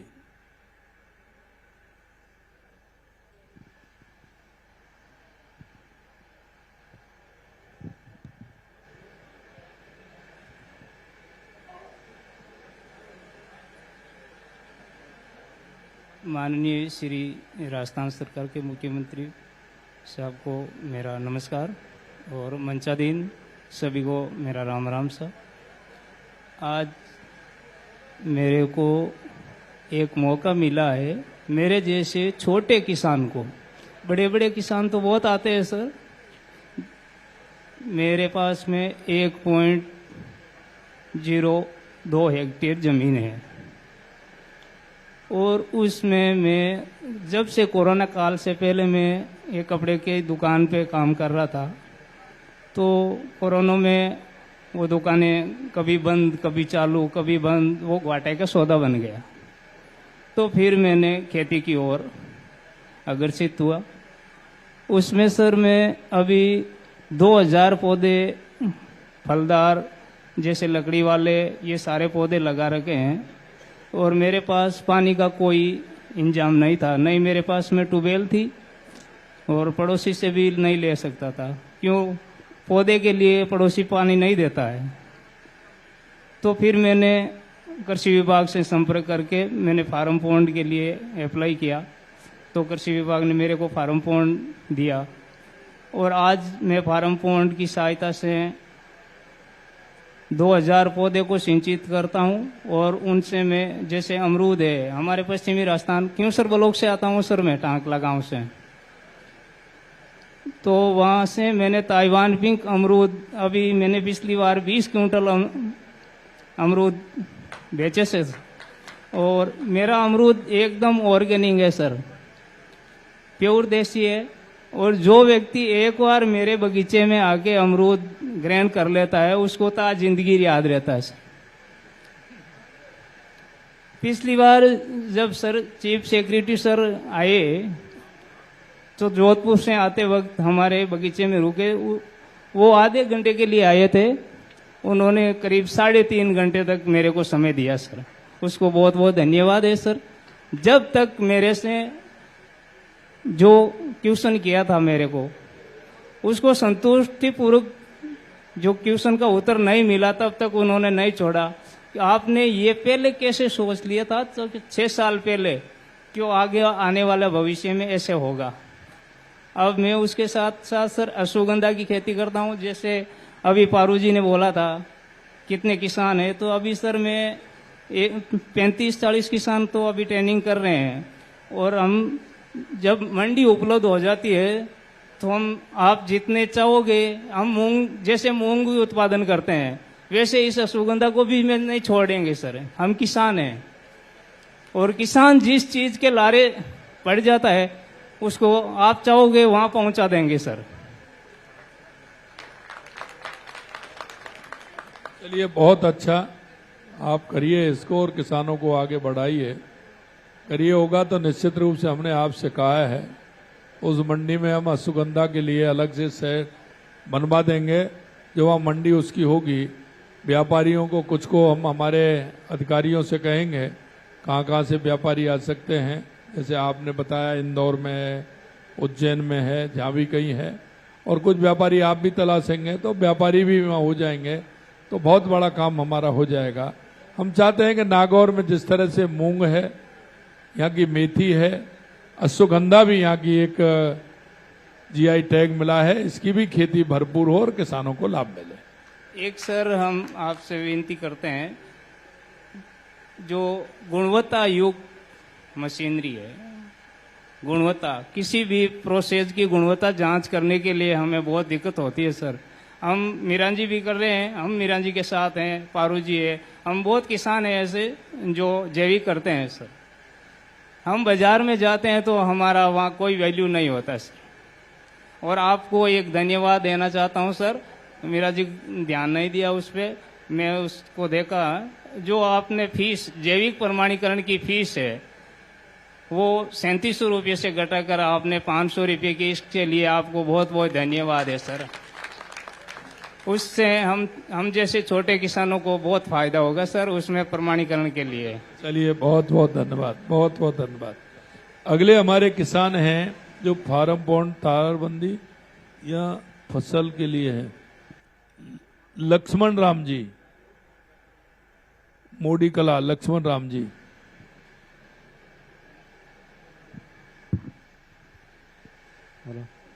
माननीय मुख्यमंत्री महोदय प्रणाम, और आपका डेगना की धरती पर बहुत बहुत हार्दिक अभिनंदन। सर यहाँ क्या है कि नागौर जिला पूरा लगभग बारिश के ऊपर ही निर्भर है, तो अधिक समय के अंदर अधिक बारिश होने से यह फसल वगैरह खराब हो जाती है अधिक पानी भरने से। तो इसके लिए पहले मतलब इतने किसान भी जागरूक नहीं थे। धीरे धीरे ये कृषि विभाग की जो भी योजना है, धीरे धीरे जो सुपरवाइजर है, सहायक कृषि अधिकारी, इनके संपर्क में आकर जो हमने फार्म बॉन्ड प्राप्त किया, जिसके अंदर राज्य सरकार द्वारा जो भी अनुदान देती है 1,20,000 रुपये, इससे क्या है कि वो डैम भी हो गया और डैम का पानी पूरा खेत भर जाता है, तो खेत का पानी डैम के अंदर चला जाता है, वो खरीफ की फसल भी बच जाती है, और वो जो बारिश का पानी एकत्रित होता है उससे आगे की फसल भी लेते हैं। रबी की सीजन की जो भी जीरा है, सौंफ है, इसबगोल है, वो भी फसल ले लेते हैं, तो किसान दोनों फसल ले लेता है और खेत भी खराब नहीं होता। और इसके बाद एक और ये तारबंदी वगैरह भी है, बहुत अच्छी, इसका भी लाभ मिला है हमें, क्योंकि एक किसान के छोटा सा 0.3 हेक्टेयर पे भी दे रखा है, तो लगभग कोई भी 400 मीटर फुट है वो भी ले सकता है। और आम जो फसल वगैरह है वो जानवर वगैरह नष्ट कर देते हैं, इसलिए उससे भी बचाव मिला है। आपने दोनों लाभ लिए हैं जी, फार्म बॉन्ड का भी लिया है, तारबंदी का लिया है, बिल्कुल। तो उससे आपके जीवन में जो बदलाव आया है वो बताइए। हमारे जीवन में ये बदलाव आया कि एक तो फार्म बॉन्ड से तो जो बारिश की फसल खराब होती थी, मूंग की है, बाजरा है, जो भी, वो एक तो खराब नहीं होता और पानी की हमें बचत हो जाती है, पानी मिल जाता है, तो उस पानी से हम अगली सीजन, रबी की सीजन के अंदर, चाहे वो गेहूं हो या जीरा हो, सौंफ हो, इसबगोल हो, ये उससे उत्पादन ले लेते हैं, तो खरीफ की भी उत्पादन हो जाती है, रबी की भी उत्पादन हो जाती है, दोनों बेनिफिट मिल जाते हैं। चलिए बहुत बहुत धन्यवाद आपको, बहुत बहुत धन्यवाद। अब मैं लास्ट हमारा किसान है, ये है रविंद्र जूंझाड़िया। रविंद्र जी बताइए, आइए रविंद्र जी।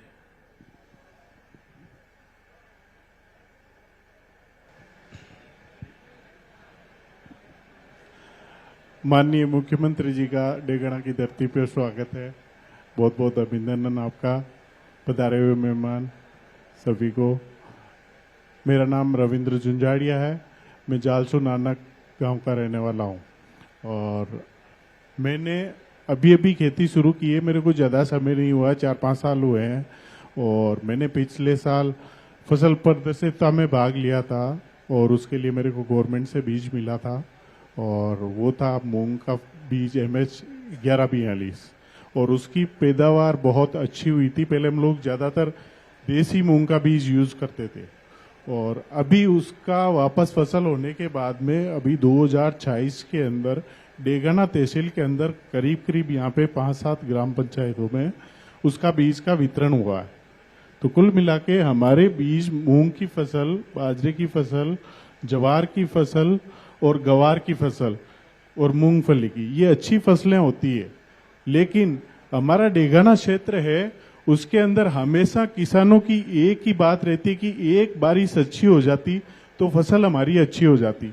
हम लोग केवल डेगाना क्षेत्र के जो लोग हैं वो बारिश पे ही डिपेंड करते हैं।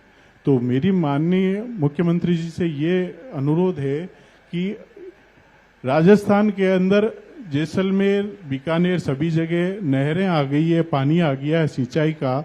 इधर अरावली से अपन नॉर्थ के पूर्व की साइड और दक्षिण की साइड जाते हैं, सभी जगह कोटा, चित्तौड़गढ़, बांसवाड़ा, डूंगरपुर सभी जगह सिंचाई का व्यवस्था हो गई है। लेकिन हमारा डेगाना क्षेत्र ऐसा है जो हमेशा ज्यादातर अकाल के अंदर आता है और कभी कभार होती है तो वो अतिवृष्टि में चला जाता है, जैसा कि पिछली बार भी हुआ था। तो हम चाहते हैं कि यहाँ पे नहर का सिंचाई की व्यवस्था डेगाना तहसील को कहीं से कहीं मिल जाए तो किसानों को बहुत बड़ा लाभ होगा। और यहाँ के लोग हैं जो धीरे धीरे जैविक खेती की तरफ भी जा रहे हैं। धन्यवाद। बहुत अच्छा रविंद्र जी। चलिए, आपने आज बात रखी है, चारों तरफ देखते हैं कहां से सुविधा हो सकती है। सरकार की मंशा तो यही रहती है कि कहीं ना कहीं से हमारे किसानों को उसकी सुविधा मिले, लेकिन आगे आगे देखिए। आज तो मैं कुछ नहीं कहूंगा, लेकिन वो ऊपर वाले की मर्जी होगी तो वो किसी पर रुकती थोड़ी है, हैं? ये प्रधानमंत्री जी के नेतृत्व में सब कुछ हो सकता है। इतना ही कहूंगा। बहुत बहुत धन्यवाद। आगे में कुछ युवा उद्यमी हैं, उनसे 2-2 मिनट की मैं चर्चा करूंगा। उसके बाद फिर हमारे युवा हैं, युवा वो हैं जिनको अभी अभी हमारी सरकार में इसी गांव के हैं, विधानसभा की बात नहीं कर रहा हूं, वो तो बहुत बड़ी संख्या है। विधानसभा के आपके कुछ युवा हैं, उनके तो मैं बताऊंगा, लेकिन अभी मेरे 2 युवा उद्यमी हैं। उसमें पहले हैं ओंकार चौधरी जी।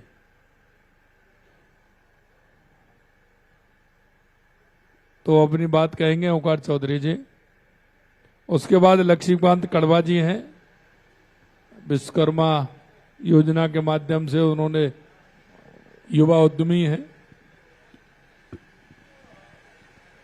माननीय मुख्यमंत्री महोदय, संपूर्ण मंचासीन को डेगाना की पावन धरा पर हार्दिक अभिनंदन। मेरा नाम ओंकार चौधरी, डेगाना निवासी हूँ।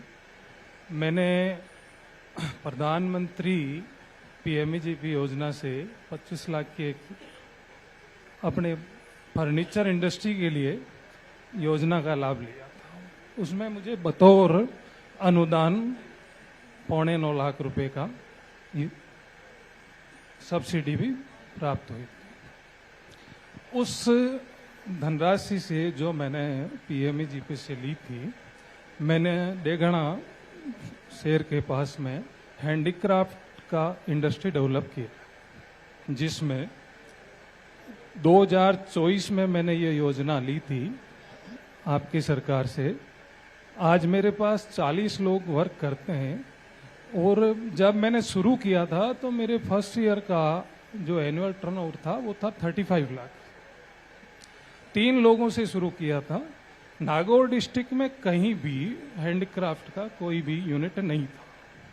वुडन हैंडीक्राफ्ट का जोधपुर और चूरू, इसके अलावा कहीं भी नहीं था। आपकी योजना के बाद मैंने यहाँ पे wooden seasoning treatment plant and wooden handicraft का प्रोसेसिंग यूनिट डेवलप कर लिया, जो लगभग आज मेरा 9 to 10 CR एनुअल टर्नओवर हो चुका है।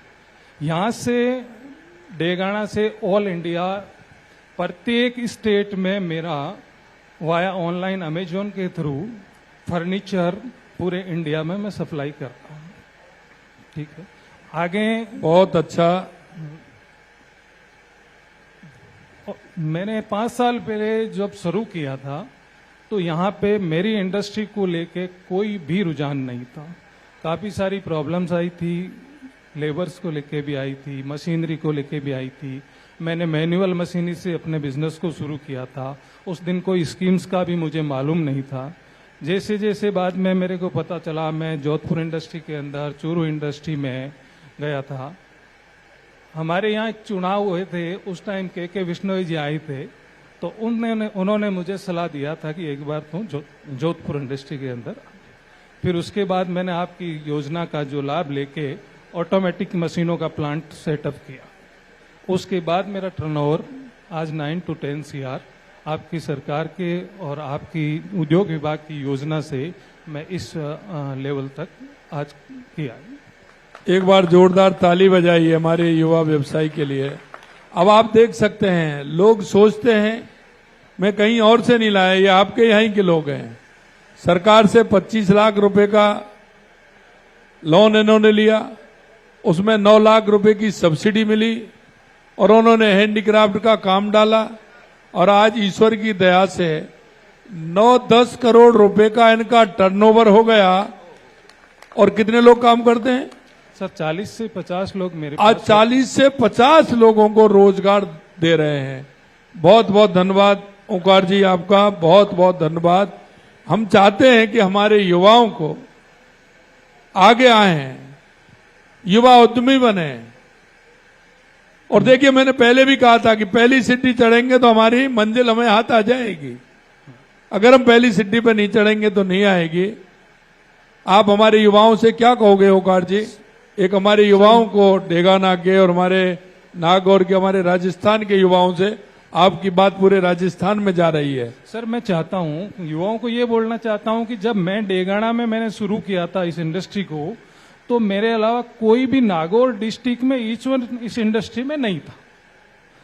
तो अगर कुछ भी करना चाहेगा युवा, कुछ भी अगर मन में सोच लेगा, तो आपकी जो बीजेपी की सरकार है, भाजपा सरकार की उद्योग के लेके इतनी योजनाएं हैं कि आदमी कुछ भी कर सकता है। अगर उसके मन में हो कि मुझे कुछ करना है, तो कुछ भी उद्योग में हर तरफ से, उद्योग विभाग की तरफ से भी बहुत सहायता सपोर्टेबल है, ठीक है, स्टाफ्स भी बहुत सपोर्टेबल है, हर जगह काफी सारा योगदान मिलता है, सपोर्ट मिलता है।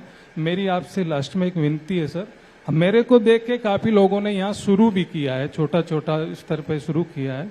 तो मैं चाहता हूँ कि जैसे चूरू में भी क्लस्टर है वुडन हैंडीक्राफ्ट का, और जोधपुर में भी काफी सारे क्लस्टर्स हैं जो आपके उद्योग विभाग से क्लस्टर्स की स्कीम मिलती है। तो हम चाहते हैं कि काफी लोग यहाँ 3-4 लोगों ने धीरे धीरे मेरे को देख के और शुरू किया है, तो हमें क्लस्टर्स की स्कीम्स का सहयोग मिल जाए यहाँ के लिए, तो आपका तहे दिल से हमारे लिए बहुत ही शुक्रिया गुजार रहेगा। ठीक है, इसी जगह चलिए, बहुत बहुत धन्यवाद। निश्चित रूप से सरकार तो पूरी तत्परता के साथ काम कर रही है। मैं मेरे युवा भाइयों से ही कहूंगा कि आप इस तरह के अगर अपना उद्योग लगाएंगे तो आप नौकरी लेने वाले नहीं, नौकरी देने वाले मिलेंगे। और ये हमारे लिए बहुत बड़ी खुशी की बात होगी कि आप नौकरी देने वाले बने। आपको बहुत बहुत धन्यवाद ओंकार जी। लास्ट में हमारा एक भाई और है, लक्ष्मीकांत जी कड़वा, वो भी अपनी बात बताएंगे कि वो भी उद्यमी हैं, युवा उद्यमी हैं, किस तरह से उन्होंने अपना काम प्रारंभ किया है। हेलो, मैं लक्ष्मीकांत गरवा डेगाना का निवासी हूँ। माननीय मुख्यमंत्री जी के डेगाना में पधारने पर हार्दिक स्वागत एवं अभिनंदन करता हूँ। मैंने सलाहकार सेवा के रूप में यहाँ काम चालू किया था, जिसके लिए मेरे को विश्वकर्मा युवा उद्यमी प्रोत्साहन योजना के तहत 10 लाख रुपए का ऋण प्राप्त हुआ। बिजनेस हर प्रकार का होता है, काम करने वाले की इच्छा होनी चाहिए। सलाहकार की सेवा एक ऐसी सेवा है जिसे आप देश के निर्माण के लिए सहयोग दे सकते हैं। इसके अंदर आप खुद काम कर सकते हैं, अपने नीचे एम्प्लॉय रख के अकाउंटेंसी का काम, इनकम टैक्स का काम, जीएसटी का काम, ये सिखाने के लिए मैंने ये लोन प्राप्त किया था।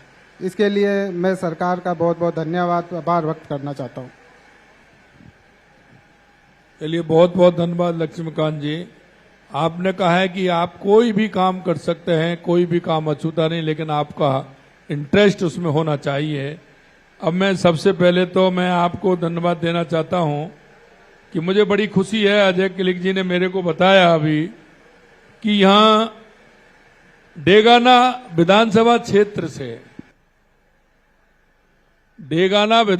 क्षेत्र से 6 लोगों का हुआ,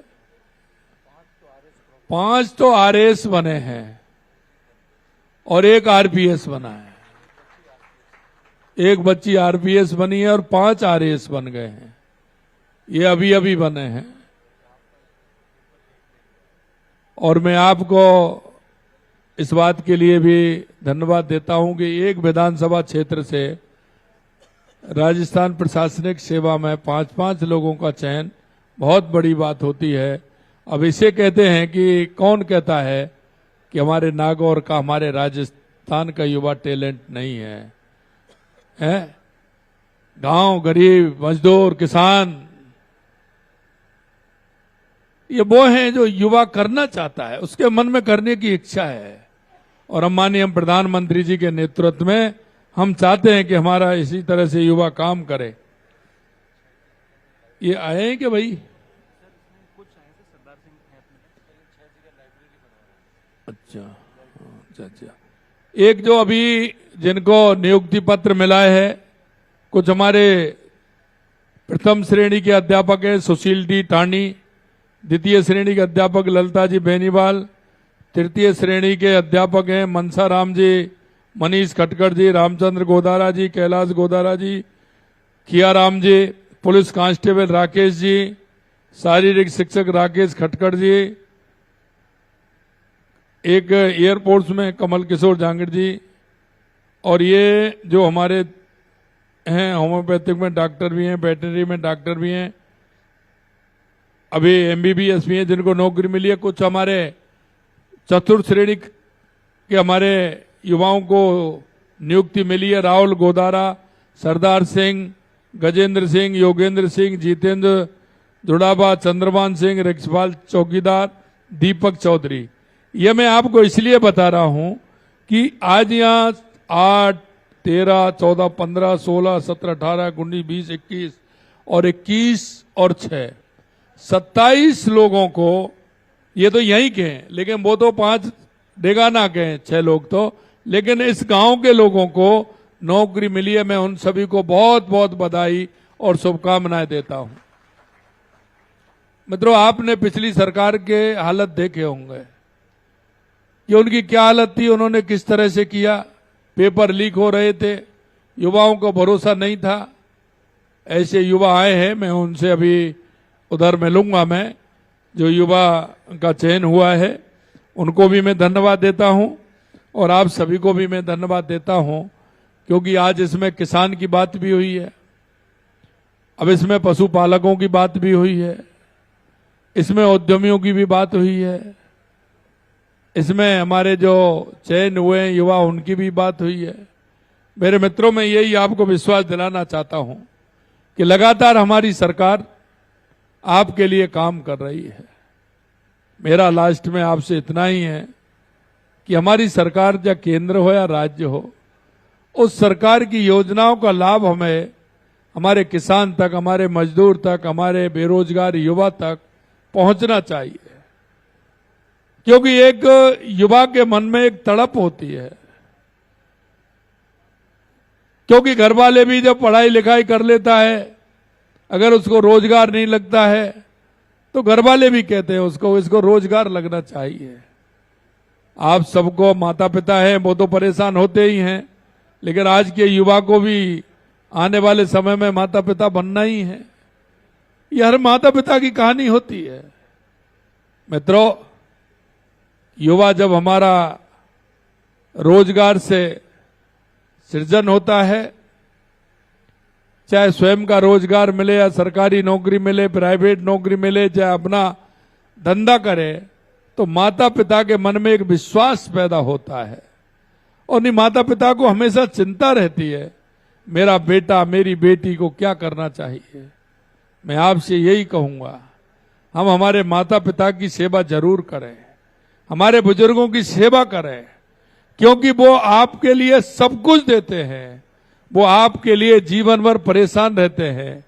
जिस तरह से आप अपने बच्चे के लिए परेशान हैं, जैसे ही आपके पिताजी भी उनके लिए परेशान थे, आने वाले भी उनके लिए मेहनत करके उनको आगे बढ़ाने का काम करते हैं। हमारे जीवन में कुछ हमारी मर्यादाएं होती हैं, हम उन मर्यादाओं को चलते हुए हमारे परिवार को सुखी और समृद्ध कैसे बनाएं, ये हम सबकी जिम्मेदारी है और हमारे जनप्रतिनिधियों की ज्यादा जिम्मेदारी है। चाहे वो सरपंच से लेकर के कोई भी हो, उनकी भी जिम्मेदारी बनती है, क्योंकि समाज का, जनता का आप एक नेतृत्व करने वाले लोग हैं। मेरा उनसे भी अनुरोध है, चाहे वो शिक्षा के क्षेत्र में हो, चाहे वो चिकित्सा के क्षेत्र में हो, चाहे किसी भी क्षेत्र में सरकारी नौकरी में वो हैं, चाहे वो सैनिक हैं, उनसे भी मेरा आग्रह है कि आप समाज के अग्रणी हो। आपको आने वाली पीढ़ी को, आने वाले युवाओं को, हमारी माता बहनों को, उनको आगे बढ़ाना चाहिए। मित्रों, किसी राष्ट्र को, किसी राज्य को आगे बढ़ाने के लिए एक व्यक्ति कुछ नहीं कर सकता। ये हम सबका दायित्व बनता है कि हम हमारे राज्य को आगे बढ़ाएं, हमारे राष्ट्र को आगे बढ़ाएं। माननीय प्रधानमंत्री नरेंद्र मोदी जी यही कहते हैं, विकसित भारत 2047, जब आजादी के 100 साल होंगे तो हमारा देश कैसा होना चाहिए, हमारे देश की स्थिति हमारे विश्व में क्या होनी चाहिए। आप सबने देखा है कि आज से पहले, जब 2014 से पहले हमारे देश की आर्थिक स्थिति क्या थी, हम 11वें और 12वें पायदान पर थे। आज हम दुनिया के अंदर 4थे पायदान पर हमारी आर्थिक स्थिति खड़ी हुई है। आने वाले समय में हम तीसरी महाशक्ति बनने वाले हैं और यही माननीय प्रधानमंत्री जी का सपना है कि 2047 तक भारत दुनिया का सिरमोहर बने, दुनिया के लोग, विश्व के लोग भारत की तरफ देखें। इसमें आप सभी का योगदान आवश्यक है। हमारी जब तक प्रति व्यक्ति आय नहीं बढ़ेगी, हमारा हर परिवार सुखी नहीं होगा, हमारा हर परिवार उन्नति नहीं करेगा और हम जब तक अपने स्वयं पैरों पर खड़े नहीं होंगे, आर्थिक रूप से सशक्त नहीं होंगे, जब तक हमारा प्रदेश या देश आगे नहीं बढ़ सकता है। हम आपको यही कहना चाहते हैं, क्योंकि 70 साल के अंदर जो आपने देखा है हुआ है, इस देश में भ्रष्टाचार और तुष्टीकरण के आधार पर राजनीति चली है। उस समय आपने देखा है किस तरह के भ्रष्टाचार होते थे 2014 से पहले। आज आप देख रहे हैं मोदी जी के नेतृत्व में कोई भी भ्रष्टाचार हुआ है? आए दिन योजनाएं किस तरह से आगे बढ़ रही हैं, विकास किस तरह से आगे हो रहा है, गरीब कल्याण की योजनाएं, गरीब को उसका हक मिले, वो अंतिम पायदान पर खड़ा हुआ व्यक्ति कैसे आगे पहुंचे, हम हर क्षेत्र में काम कर रहे हैं।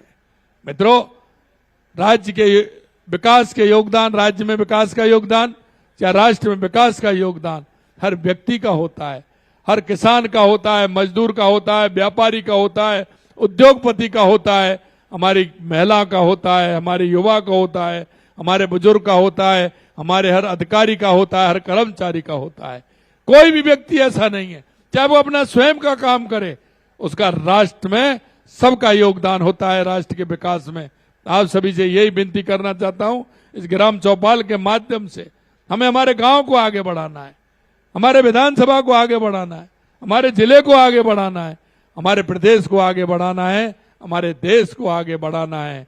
हम बार बार कहते हैं, हमारे ग्राम सेवक हैं, हमारे पटवारी हैं, हमारे कृषि पर्यवेक्षक हैं, वो गांव की सेवा में लगे हुए हैं और कोई भी योजना हो, चाहे वो दिल्ली की हो, चाहे राज्य की हो, विकास की योजना, गरीब कल्याण की योजना या तो नगर निकाय के माध्यम से आती है या ग्राम पंचायत के माध्यम से आती है, हमने उनको भी सशक्त बनाना है, हमारी योजना को नीचे तक धरातल पर ले जाना है।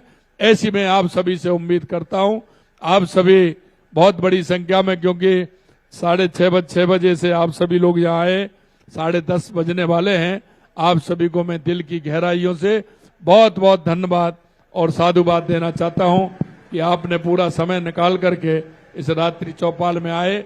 आप सबको बहुत बहुत धन्यवाद। जय हिंद, जय भारत, जय राजस्थान। बहुत बहुत धन्यवाद। आयो अवसर सोवणो पधार्या मुख्यमंत्री जी आप, डेगाणारी धरा धन्य हुई, मारे हिवड़े उठे उल्लास। आप